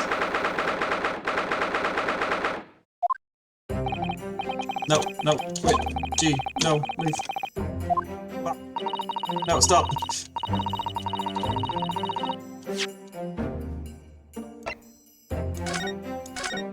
No, fuck. No, don't. Shit. Turn on the screen. So we've got the music to play us out. Good night. Bye-bye.